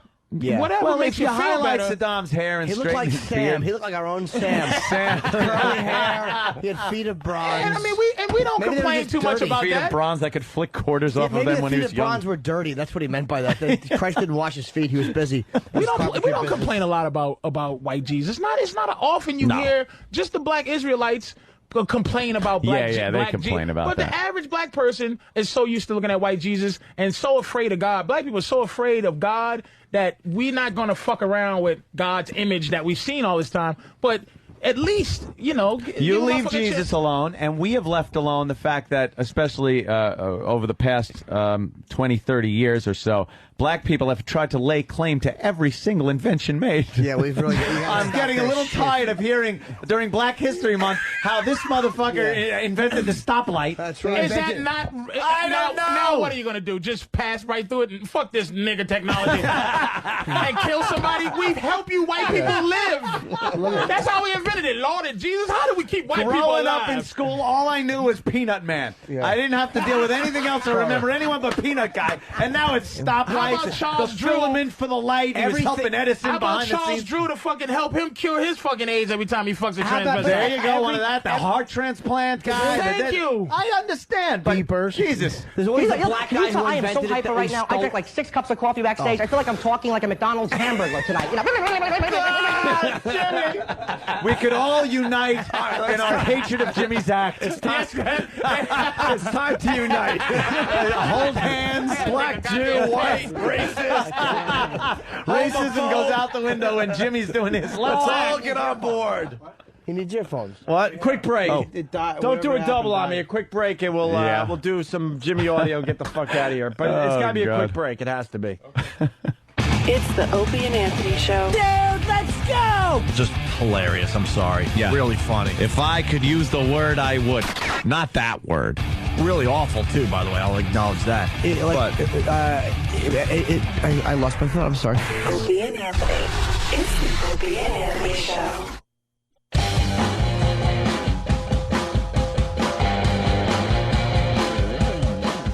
All right. We're uniting. That was a great hour of radio. Oh, look at this faggot. Oh, I'm sorry, Ope, man. Look at Brian him. McNamee Fucking needs worm. a fastball to his fucking nerd glasses. Worm, Again, worm, they are fucking worm. Go fuck yourself, Brian God McNamee. damn, let's look at his fucking dumb God, he's a worm. Fucking saving needles and shit. Go fuck yourself. Shit. And I'm not even a Clemens fan, to be completely Right, honest with it's you. just some code. It's a man code, like you pussy. Right, exactly. He's a Jew. Blame it on a Jew. This is the guy that ran and told a teacher in high school. While you're trying to get a cigarette in outside or something. Well, smoking's bad for you. But let me tell you this, though. Roger Clemens, big head, big steroid head. Look at it. Thank you, dude. Oh, my God. It's just it's a giant. brontosaurus head. Fuck, God damn. He Giant. shaved his head, which was really bad because you could see where it's like protruding in places maybe it shouldn't be protruding. It should be on a fucking mountain in Rushmore. He's growing one of those stegosaurus humps. I don't know what's going on. He's in the middle of altered Wait. Having fun, but now we got to stop. What happened, Jimmy? What happened? Is there any way to rewind the tape? For about 30 seconds. Yes. What happened? Yes. You heard it? I don't even want to say what it is. I heard I it. don't even want to say what it is. All right. We were having fun, and what did Rich say? I had a good line. You did. Hold on. Don't All right. just wait. All right. It's about the size of his head. We got it? They're trying to find it. Just Hold on, give let's me a just- heads up when you got it. Oh, you got it, Derek? He'll get it. Derek's good. Yeah, this was a good move. I had to do it. Oh, Derek. That's way too inside. I made a joke for 3 people. He's got just it. now. Oh, he's got it? Okay, let's hear it. Come on, Let's Derek. hear this gem. Yeah. It's a good one. Teacher in high school. While you're trying to get a cigarette in outside or something.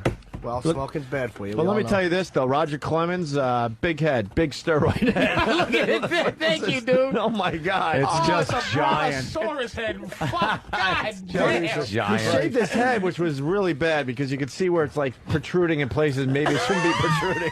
It should be on a fucking mountain in Rushmore. Okay. There it was, people. He should be on a mountain in Rushmore. In Rushmore. With Baruch's face on it. He should be on a mountain in Rushmore. Is There's what a town called Rushmore. Rushmore. With a mountain in it. Oh my dear sweet Jesus. You know what Could you just try, Voss? Could you try? Yeah, please. What the fuck, when I was in Seattle, there was a sign that said Everett, the next town, and I wasn't paying. I woke up in the morning, I go to the guy, that's not the mountain, is it? Right? You're frighteningly stupid. Oh, my God. frighteningly. And that's what bothers me Mount Everett. about Voss he's a distinguished age. And sometimes I feel fucking bad calling Voss dumb. He's 53 years old. And I swear to God, man, sometimes I go, why do I treat a fucking man his age with this? Like, I feel so comfortable calling him fucking dumb. He's 20 years older than all of us. And it bothers me that I'm always like, you're fucking dumb, Voss. But I'm like, God damn it. We gotta give you a But P-Rose he haircut. just reinforces it on a daily Yes, basis. like I want to look at him like this a guy. minutely basis. I want to call Voss for advice, and I I'm can like, give you advice on life Vice? stuff. that's what I'm saying. I can give you You advice can on give me life stuff. vice? No, I said advice on life stuff. Vice. Like What? you know, shit like relationships and fatherhood. Hey, Voss, how'd you get so stupid? Was it the crack? How'd you get so Oh my God! Because there's intelligence in there. Where? It just comes out weird. It's because wisdom, but not. Voss is fucking dumb. we're talking about you, if you don't know. But he has wisdom. Voss has life, man. I love Voss, but he's so He just dumb. hasn't died. Voss needs to slow down. Oh, really? Just slow down a little So bit. what should I do? Put on 300 pounds? There you go. See? He smashes one punch. You know? But Bobby's working on it. Going to the gym now. What, to get to 4? I'm You know what it is, too? Can I say, I went to the hospital, the doctor yesterday Sorry. to get checked out for everything. I Yeah. want to get a clean bill of health for everything. Mm-hmm. And she actually, I didn't even go in. I went in there Referred you to a vet. Listen, I went in there for herpes, syphilis, all that, shit. She goes, all right, first thing you got to do, lose weight. I go, I'm not, I'm working out. I'm trying. And then she hands me a piece of paper, the fat chart. Have you seen this? No. It tells you you take your age, What you're supposed to and be? your height, Yeah. and what you're supposed to be. It's ridiculous, It that says chart, by the way. obesity. 5'1", Obesity, 800 pounds. obesity. You're supposed to be Jupiter. Before obesity, Listen to this, though. The chart is it's fucked up. Go ahead. it says I know what you're going to say. I'm in extreme obesity. Extreme It says obesity. extreme. And how tall are you? I am 5'8" Extreme. and a quarter. You're the headliner Nice. of obesity. 5'8" and a quarter. And how much you weigh? I weigh 260. That's not that bad. Okay. 260? If that was muscle? 5'8", 260. That's crazy, dude. Well, maybe he's off by 80. Is that, 80 like, I have a lot of muscle on me. Shut up. Oh, I tried. All right, can we? Why don't you do that VH1 show? Blame it on muscle. What VH1 show? Why don't you do the VH1 show where they lose weight? You know, the celebrity part. Can we do? Can we? It doesn't say on TV once Fit Club. Has 30 good minutes Fit Club. That's right. Welcome to this edition of Does Colleges, you know. The Who Fit Club. By the way, according to the same chart, I'm borderline overweight. You really? That's how stupid this is. That chart is really just. I'm still in the healthy weight category, but barely. Wait, if I'm 5'7", I'm 5'11",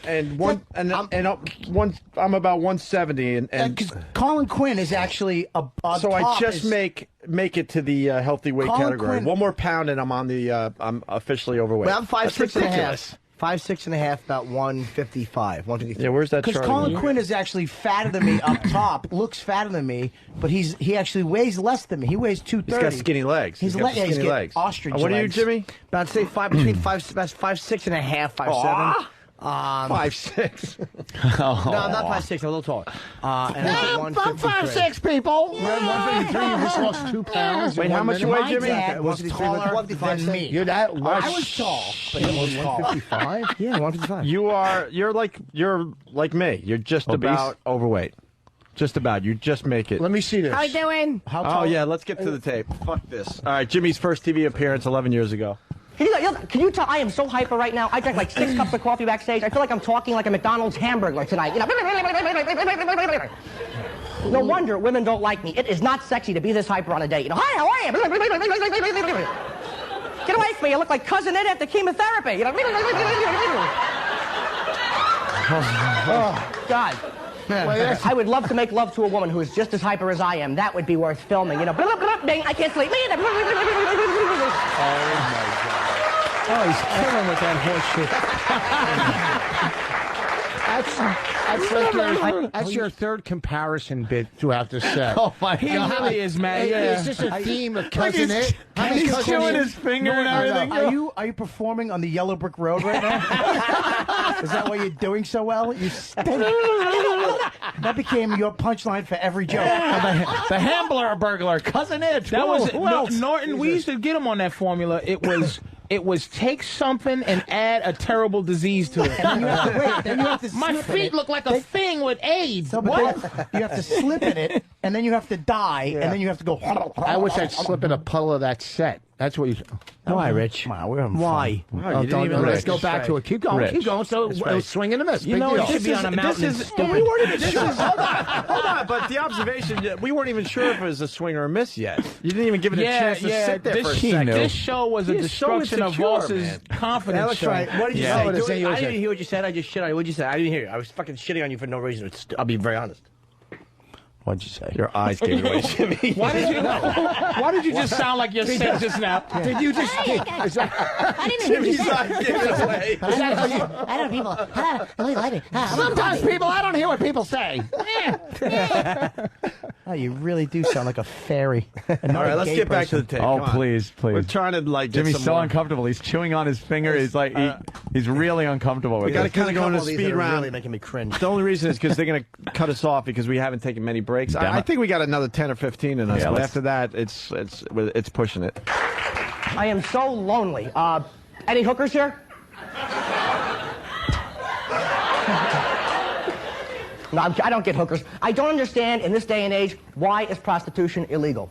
What is prostitution? It's paying somebody for sex. That's against the law. Is it really, Carlin? Now, pornography is totally legal, and what is that? It's paying somebody for sex and then showing it to the world. What the hell is the difference? So if you're going to get hookers, take my advice, bring a video camera. This way if the police kick in your door and yell, what the hell's going on in there? You can just jump back and yell, cut! See? Oh. I like the little, see? Do you Can I ask understand you a this? question? When you said, are there any hookers here, and nobody responded, did you snap your fingers and go, darn? Like, did you make a little hand movement? It wouldn't surprise me if I did. Gosh darn it! Since we're only listening, thank God we can't. We can't clear Jimmy's that up. high voice makes mine sound very bassy from the 80s. man, Oh my God! it is just horrid. I thought I had a high voice back in the day. Jimmy sounds like he's 2 inches tall. That's funny, boss. I sound like your fingers.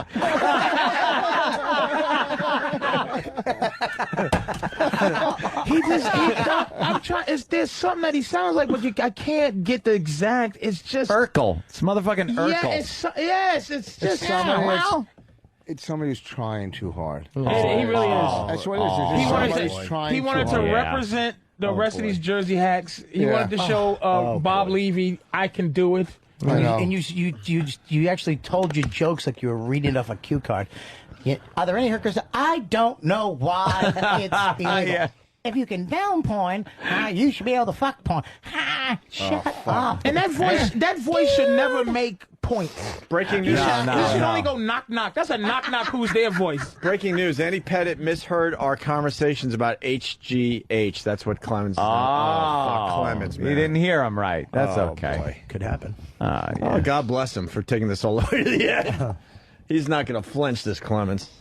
Now he misremembers. Huh? Misremembers. Yeah. Andy Pettit misremembers our conversation about HGH. Misremembers. Yeah, he just was it in his ass or his thigh. That's what he doesn't remember. Not sure. Who even forgets that shit? I don't forget. You misremember. Clemens also said so far, I was shocked. I had no idea that Pettit had used HGH. All right, cut. All right, here we go. More Norton. We're getting to the interview portion. Oh, good. That's really. I try to sound really I want to talk charming. about something that's important. I was almost killed today. This is true. I was cut off. Thank you for laughing at that. I was almost killed. My ribs.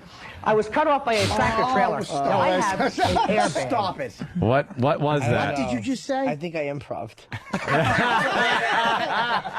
No, you did, because there'd be a hole in the back of your head.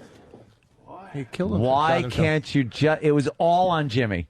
It was all piled on Jimmy. Yeah, you can't be part of these anymore. Right back to yourself. What are you crazy? You can't be part of these anymore. That's Just right. don't fuck yourself. I got a million great lines. Then we end up beating you up instead of beating up the guy that we want to beat up. All right, go to him. I tried to throw something out. Fuck you. I slammed you guys last time I was in here. Barely. So barely my fucking ass. Play the one where he talks about taking a shower with his brother. Exactly. Don't get on me. Exactly. Is that what your brain's I'm just leaked out? trying. They're sitting here. I live amongst you people. You throw out a bunch of two-stick You good. fake 7 handicap. Oh.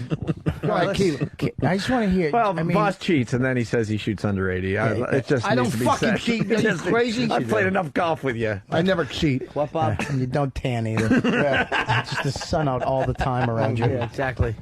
Another Mercury vacation. Yeah. Fuck yourself. What are you saying?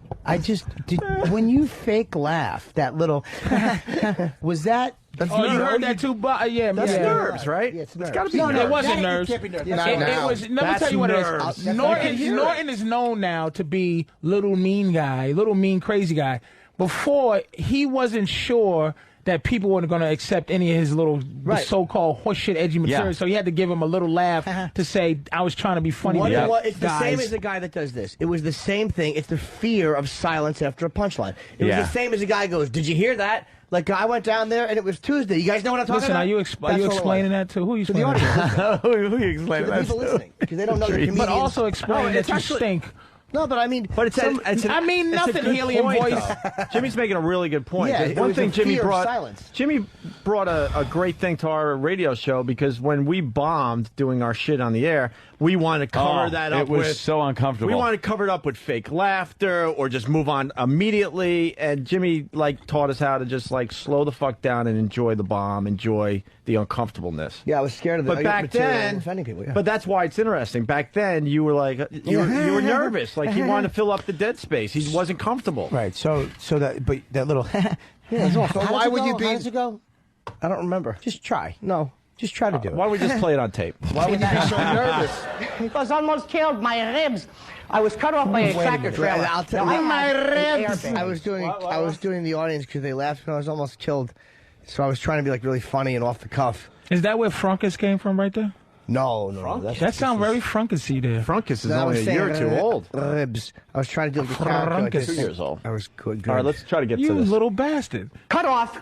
Thank you for laughing at that. It was almost killed my ribs. I was cut off by a tractor trailer. Now, I have an airbag in my car, a driver's side airbag. A few of you nodding, you have an airbag. It is such a hazard to have one. Because when you have an airbag, your horn is not where it's supposed to be, is it? Fuck you. Right? It's not in the middle of the steering wheel where it's been for 80 years, and that's where you need it when there's a truck coming. You want the horn right there. You know, you drive a truck, bonk, bonk. You don't have that with an airbag. You have these little crappy rectangular horns up in the corner. What the hell is that? It's not a horn, it's a chiclet. Sounds like your voice. You hear the... And it's not the same when there's a truck coming. It's like, truck! Fishing around for the buttons, were you? Dude. Jimmy I'm going can't to die in 2 seconds. My car has a G-spot, and I can't find the damn thing. All right. Kind of a funny Ladies and wrap-up. gentlemen, my name is Jim Norton. Thank you very much. All right, my name is Jim Norton. Ladies and gentlemen, my name's Jim Norton. Did you hear the desperation of the audience just wanting to go along with him? I know. Like he did this horseshit horn thing, and they're just going, They wanted boy, to be we there. like him, but he stinks. Come on. Listen to me. This is what stinks about him. Everything is so profound. What I'm about to say is gonna rock your world. But it's in this voice. I have an airbag. Does anybody else have an airbag? Oh, you do? Applaud for yourself. Shut the fuck up. These things are dangerous, people. And then he ends it with... Can I ask Jimmy something? When we did this a few weeks ago, do you have anything to say to the old Jim Norton? Good job, kid. I enjoyed talking to the old Opie. It was like therapy. I yelled at him. Let me tell you something. Throw him out of the gondola of that balloon. If I could sit down with the old Jim Norton, I'd be gentle. Okay. I'd say, look, you're funny.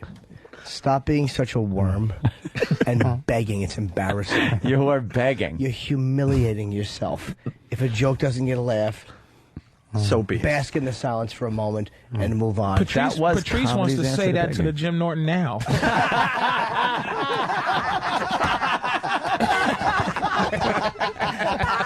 All right, listen. Then Norton did a post-performance Which interview. never aired, Norton, seriously, you This never deserve to aired. be fucking taken under a porch and blow some guy. You deserve to be molested with that stupid voice. Ouch. That was hurtful. We're just trying to have fun here. What happened? Yeah, why you yell at him now? Why would you want him to be molested? Because he scares me, Rich. What? Because I know he's the real deal. Oh, he's the real deal. Whoa. I wouldn't fuck with Bobby. Exactly. Don't leave You Colonel wouldn't fuck Kurtz with him alone. physically? Bobby has the psycho in his eyes. You kick him in his bad fucking knee and he's back on I the got ground. a good knee now. I got a brand new fucking you do? ACL. Yeah. Yeah. You All right, don't here's- understand. Bobby goes to fucking a doctor to keep from beating people up. Yeah, I got that a long time ago. Bobby has that psycho look like I could identify with. I don't think Bobby's that scary. Shut the fuck up. They don't scare me. Give him a kidding, look, I'm Bobby. kidding. Give him a look. It doesn't do nothing. I used to Love crack is a cheesecake. I used to cop crack in Harlem. He doesn't scare me. Yeah, but you suck dick for it. That's true. Put And on then when you were fucking- done, just for fun. Yeah, you put on Daisy Dukes, you faggot. One of my favorite stories ever. But I got to give it a Reg. One of my That is favorite true, stories She's ever. trying to be tough. I wouldn't hit you because I don't hit Crack women. Now he has a polyp on his liver. Oh, jeez. Oh, man. His kidney's growing in here. All right, here's Norton doing a little post-performance interview. All right, 5, 4, 3, Never aired. 2. I know, me too. Was it? No. Jim, thanks a lot for being here. Thank you. Reminding me to sit up with the bad posture. Yeah, like a comma. Exactly. I can't believe this is your first television show. You did a great job. Yeah, it felt good. It takes a little bit of getting used to, like looking up at the audience as opposed to looking straight ahead like in a comedy club. But I had a great time. They were great. Good. Nice. Wasn't too hard, huh? No, it was good. No? You just can't curse, so you got to like edit yourself as you're zipping along. But they were good people. Hey, who was that? Zipping along. Who was the interviewer? You were I zipping don't know. along. Jill Nicolini. You have to look up instead of straight ahead. That's I hate, if you can see the video, I'm really trying to be like this charming guy who's comfortable on television. no, you aren't. I got to see this. How come she said, thank you for having me sit up or something? Actually, she was talking about sitting up straight or something like that. We were just both on these benches or these stools. Oh, and she looked at your heart. Oh, I'm just asking. I couldn't get it. No, I knew what you just did. You think I didn't know you bailed out of a joke and made it serious? Well, no, you set up. I'm talking to me like I'm your fucking neighbor. Dumb tricks. We got. That's so funny, motherfuckers trying the comedy tricks on each other. Exactly. We got more of the interview. Well, how long have you been doing stand-up? About 5 years. About 5 years. That's not very long then. No, I started when I was 21. I was working in a warehouse, and I always wanted to do comedy. You know, Richard Pryor, 1980. I have to plug Pryor if he's watching, which I doubt he is. I wanted to do comedy since I saw him. How did you realize you had that talent? You're the one who gave him MS. That's really embarrassing. How can a guy that had a style that you had dedicate? You know, like. Well, I didn't rip him off prior. He was just the guy Not that you ripped him off. I'm just saying, you would think that the style would be more. Yeah, but conversation. He was an influence. That doesn't mean he's supposed to do Pryor. Not that he was supposed to do Pryor. No, we all have influences, and then you find your own voice. Brian Regan. Right. Is like, if you go, man, I like Brian Regan, you can see where, you know. What Patrice is saying, I get. It's like, why wouldn't you be more conversational? I mean, Norton sounds like he's selling elixirs. Because he was still working on his shit, man. Well, buy this and it will cure everything. From the flu to the cold. Here you go. Try this. It works for me. He's still trying to work out his shit, man. Your wagon just takes off. All right. I mean, I had a vision when I first got into radio, but, you know, it took a while to get there. At least I come off of my interview as charming and here we go. spoken. And you plug Pryor, too. Let's go back to it. Great for him. How did you realize you had that talent? Failing in school. Getting thrown out and winning class clown and the whole 9 yards of school. Yes, I was a failure in school, and that kind of showed me that I had something other than scholastics to work for. Okay. Well, what do you like most about doing stand-up? It's like I'm a quick fix junkie. It's like, you know immediately if you're doing well, you know immediately if you're bombing, from acting or anything else, which is another type of a skill you don't know until it's released. I like that because I want to know now how I'm doing. Patrice, are you a quick fix junkie? Wait, hold on. How aggravated do you get when people come up to you, were you the class clown, all right? And you just admitted going, I was the class clown. You threw that stereotype to the whole fucking world. You got to get off the quick fix, son. Listen, you want to know how you're doing? You stink. Here's your quick fix. Immediate. You suck. Nobody likes you. You're a piece of shit. I'm listening to Bob in the mirror.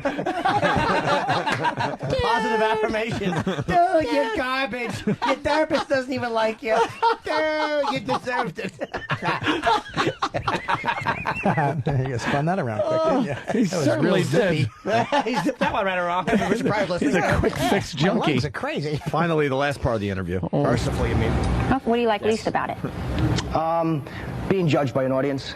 I don't even mind bombing. I mean, I don't mind that, but I hate when, like, you tell a joke and a crowd goes, the heckling and that kind of... Yeah, or if they're judging a joke. It's like, if you don't think it's funny, don't laugh, but don't groan at me, because you know you're going to go home and write Scarface anyway. It's a tough thing to do, so they shouldn't be judging you. Well, yeah, I mean, if you don't like something, I can accept that. I just don't like being, you know, that...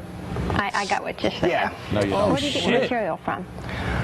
Try to get it from my own experience. If not, I'll just watch Comedy Central and steal. Don't do that. Okay. Now, if you weren't a stand-up comedian, what do you think you'd be doing for a living? I was in the warehouse before, and probably that. I'm very lucky. You know, I'm very grateful to be where I am right now. Where is that? I don't know what I'd be doing, to be honest with you. It was like, I know I wanted to do this since I was a kid, so it's either this or nothing. Right. Well, you're on the right track. Thank you. Good luck to you. Thanks. Thanks for being here. Appreciate it. Okay. Yeah, appreciate it. Actually, this is nothing. What an asshole she is. Like, Wow. She was a little... She doesn't really know what she's doing. The fact She that was a you little just twat. compared that set to Scarface. The fact, a classic, compared to that fucking heel. You should be at kids' parties blowing up balloons with that voice, okay? No, I wasn't saying that. I was only saying it when they judged material. Yeah. I can't believe my point back then went over his head. Yeah, I it wasn't judging his I'm exaggerating. I know what you were doing. It's a joke. Anthony laughed. Shut up. You should see my charming face, though. I want to see that video because I just... Is it up on the site? Watching Jim in here, sitting through that, his head was slightly down. He put his forehead on his hand, and just had his eyes shut. You really cannot. Certain moments of that are jerk. No one can sit through that. I know we couldn't either. That's why it was fun to watch. Me, and I just laugh at it. Other parts, I'm like, oh, because they're revealing as to what a little douche I was. Richard Pryor. Yeah, Richard Pryor. He's watching. Yeah, you know, hey, this kid's good. What's his name? When we played our audio from 12 years ago, I went home depressed.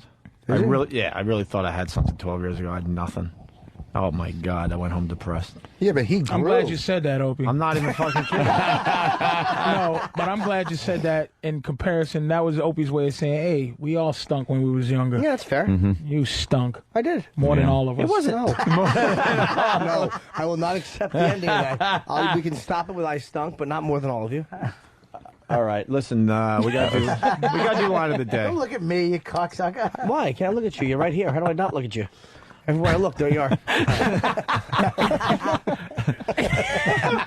Straight ahead and in the peripheral, all at the same time. Oh, shit. That's right, you're eating up my periph, kid. Oh, man. Maybe you should use your high-pitched voice to pop me.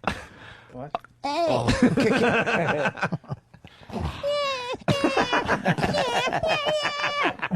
Fucking How are you doing? All right, listen, we got to do line of the day. And we got 6 runner-ups. Wow. It could have been a lot more than that. SkiColoradoNow.com for info on great deals on 26 world-class resorts and up-to-the-minute snow conditions. Log on to SkiColoradoNow.com. Here is a runner-up line of the day. He dresses as nice as he has to at any given moment. I'm trying to maintain something. Patrice, if you get on all fours, we can play hold 'em on your back. That was funny. People are surprised that was funny because there was a big delay. Wait a minute. Here's another runner-up line of the day. I mean, y'all can step it up a little. You look like every black guy in Easter. It's fucking funny, too. All right, let's start doing the plugs in between these. Let's go with Rich. You get Catch the a first Rising Star, Rhode Island this weekend. Comedy Central special Friday night. Very good. Here's another runner-up line of the day. Did they just go to Silhouette? They did once for you. It was called an eclipse. That was a trick line. Yeah. Very nice. Jimmy, you're spinning them around on you today. Hey, he really was fast. Yeah. And how psyched are you that we don't have to do a show tomorrow? I mean, we'll be here and all, but, you know. Oh, I know. Yeah. This should carry over for a while. We could just be completely lazy. You got a plug? I got a plug over in Cleveland there. I'm going to be at Cleveland February 20th to the 24th. That's Wednesday, Thursday, Friday, Saturday, and Sunday. Fuck. Where? No shit. How many shows is that? I think it's 85. What 2 a day? Say what club? I actually have to, it's at the Cleveland Improv. Cleveland Improv, February 20th to the 24th. Call. Jesus. That looks like Bobby's head. Again, the Cleveland Improv, February 20th to the 24th. Go to Cleveland. All right. Something.com. God damn it, Jimmy. Let's do What's wrong with your asshole? Get a bidet. Let's do another runner-up line of the day. I didn't know to give him an A, B, C, or D. What do you give him smiley faces? What does this mean? I got a Q. You got a Q. Right. How did I do? I gave you an upside-down boomerang with a line through it. Right. Oh, my God. Everyone's getting their test back, and they're going around the room. I got a unicorn sticker. What does that mean? What is a mushroom? Right. That was a group effort there. Patrice, plug time. I'm at Stand Up New York this weekend, 78 in Broadway. Numbers 212-595-0850. Very good. Everyone's talking about the HBO thing. Everyone in my life. Def Jam? Holy shit, they loved it. Yeah, very funny. Thank you. The fucking dice line. Fucking. Oh yeah. My God. That's on demand too. It's still on demand. Yeah. Episode 94. I'm on. Yeah, I pushed it a couple times in my crib. So, what are we up to? One more? Oh, 2 more. Shit. Another runner-up line of the day. Bob looks like a cloud that you're trying to figure out what shape it is. That was a great one. And another runner-up line of the day. That was a dueling plug. Yeah. Wow. Stupid did well. See, he can improv. Plugs. I wish you could improve. Yeah. That's a great line. That was a good one. And Jimmy's going to be in San Francisco. He's not going to be here on Friday. I think Kelly is going to sit in. Yeah, I'll be at Cobb's Friday, Saturday, and Sunday, and my whole tour is on sale. So, Seattle, Detroit, everywhere, man. Just go to myspace.com, Jim Norton. Details, ticket links everywhere. Denver, Pittsburgh, fucking, I'm all over the place coming up. Very cool. I also have a plug. What? Believe it or not. I just want to say, fuck you, Rick, you ungrateful fuck. Oh! Thank you. Here's your line of the day. Here comes line of the day. Line of the day.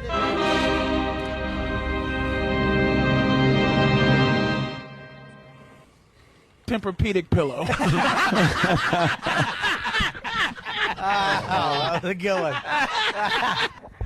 That's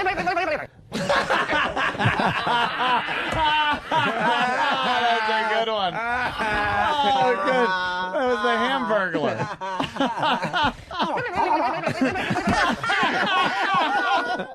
You guys got to loop that, man. That's got to be looped. That is fantastic. Just loop the fuck out of that. You should loop that and dub over like pussy eating audio. I'm moaning. That's so fun. All right. Let's do the quick out, guys. This was a lot of fun. Yeah. Good job today, Rich. Thank you for having us. Yes. What do you mean? Exactly. Oh, fuck it. I'm not. Just say it. Oh, Rich. I'm not fighting again. Don't be mad, Rich. I'm not mad. Yeah, I came angry. out fucking. You got angry with Opie. I saw the face you made. Didn't you see? He was like really mad at you. Yeah, right. Because I fucking kill on these things. I have a couple bad lines. That's them going. A couple bad ones. Oh, you can't come back to. If you plant the seeds with these fucking mutants that listen, the message. Oh, goes, that's a good way to do it. That's the way to do it. Get on the air and call them those fucking mutants. Yeah, They won't say one bad thing about you on every message board. That's brilliant, Rich. You just play right into their head. They know. What? This is Greg Hughes, the actor that plays Opie on the Opie and Anthony what a show. privilege. I haven't made an appearance in a while. Listen to me. I've said it many fucking times that you're hilarious. All right, and you're hilarious in all the comedy clubs, and you're really funny on the show as well. It's just, Thank you. It's just your thing. We beat you up because you show some stupidity every now and then. Again, yeah. But I don't want people to be confused like you suck on a stage. Not at all. 2 hours the other night. You Jew motherfucker. All right, back to Opie. Now, this fake handicap of yours.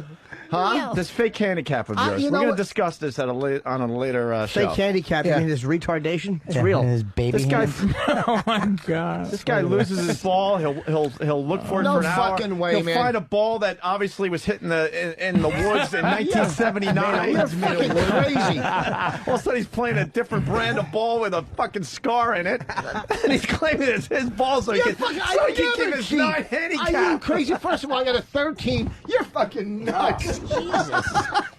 And I still hold a grudge because my fucking head is all fucked really? up still. You want me to bring in the fucking x-rays of my elbow? All right? Yeah, every morning I wake up, I'm in pain, okay? I can't help you're I have to 53. sleep. Yeah, okay, I'm sorry that I fucking... How about a 4 So I think you next chipped time? one into his friggin' Right, hand. thank you, Anthony. What's that? Sorry, you chipped one into his hand. Oh, sorry, I almost got thrown off the stage, and my fucking at least his is in pain. I have to sleep with my arm out because if I see my arm bent, I wake up in fucking pain. Did that ever heal? That ever healed? My favorite Rich Voss thing that we did to him. I mean, we fucked with you today again. Today was that a was classic. great. But listen to me, the best one ever was when you were looking all pretty for your for the fucking pirate show. You had cologne on and new jeans and a new shirt, and then I dragged you out on the stage. And we fucked up your set, which we try never to do, by the way. We understand the line. We fucked up. But it's hilarious to watch you like breathe heavy for half of your set. You were missing half your buttons. Yeah. You were soaked from the water that was poured on you by everybody else. Fucking thrown off the stool by Jeff Norris in your fucking studio. Almost fucking snapped my neck. Thrown in a fucking pool in a hairspray park. Fuck you! Let me tell you what I bring to this show. Who did fucking stand up on the stairs in D.C.? You did, yeah. Come on, speak it, Voss. All right, you let it out. Preach. Shut up. Let it out. Fucking Let it out. You just try to throw your fucking arm. A 13 handicap. Where you going? 10-foot putts are not gimmies. Listen to me, fucking. What? Ouch. Oh, you know, if it's not my handicap, because I make some sandwiches for my buddy. Or maybe Which was creepy. Did I eat your stupid sandwich? No, good. I'm glad. I brought you a shirt. We fucking made you sandwiches? Yeah. Because when I play golf, I bring Who the fuck eats sandwiches that another man makes for him? First of all, when I play fucking golf, I It don't was eat the... creepy. It was nice, but creepy. Did he cut the corners off? It's all cut up nice. Were they in wax? This is what we'll do. We'll bring a pitching wedge and we'll chip over Bobby into a net. All right. That's hurtful. That was pretty funny. Yeah, it's good. Yeah. See, I can take a hit. You take one hit, you fucking curl up into a ball. Please, I take hits all the time. I don't mind taking hits. But when someone says, "Oh, you're not allowed to do these," fuck. Dude, I was fucking joking. I know, but they don't know it. Who's they? Who's they? Who the fuck is they? The people in Rushmore.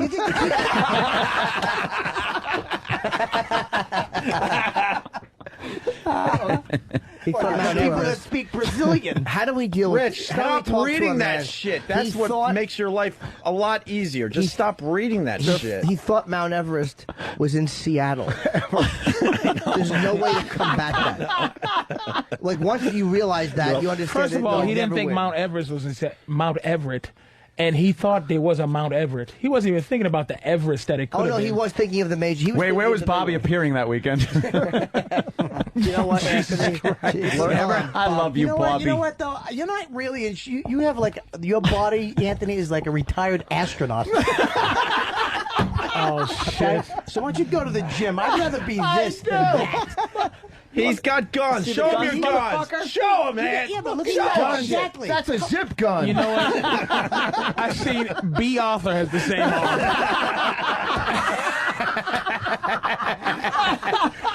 We're gonna have to redo line of the day. A lot of good ones. Bonus line of the day. Retired astronaut. Now we Fucking Bobby. Now we turn off the mics and we all go our own ways and no one talks to And each no other. one talks to each other. It's amazing. And Patrice is leaving early, so you don't have to deal with this shit. He's well dressed. You don't want to be seen with us bums. People don't understand. As soon as these mics go off, it's like, hey, We don't even know each other. It's like the coyote and the the sheepdog when they punch in and punch out. Wait, do you know Bobby called me yesterday? He was in my neighborhood. He was going to come over. And I'm looking at his thing, and I'm like, do I pick up and see him, or do I just jerk off? I did pick He up actually and see said him. that to me. He goes, I'm in the neighborhood, and I was going to the doctor for this thing that I needed this, all this stuff. And he's like, well, I might jerk off, so I don't know if I want to come At least he's honest. Yeah, I really didn't know if I wanted his company or just to fucking scrap another load from peeking at Craigslist. Something you do like 20 times a day. It's amazing. Or his company. But I took his company. Yeah, it was good. We I regret it. We had a nice talk. Let's Yeah, let's get the fuck out of here. Yeah. Someone turn off the lights. We're done. Ron and Fez at noon to 3. Bye. It's the Opie.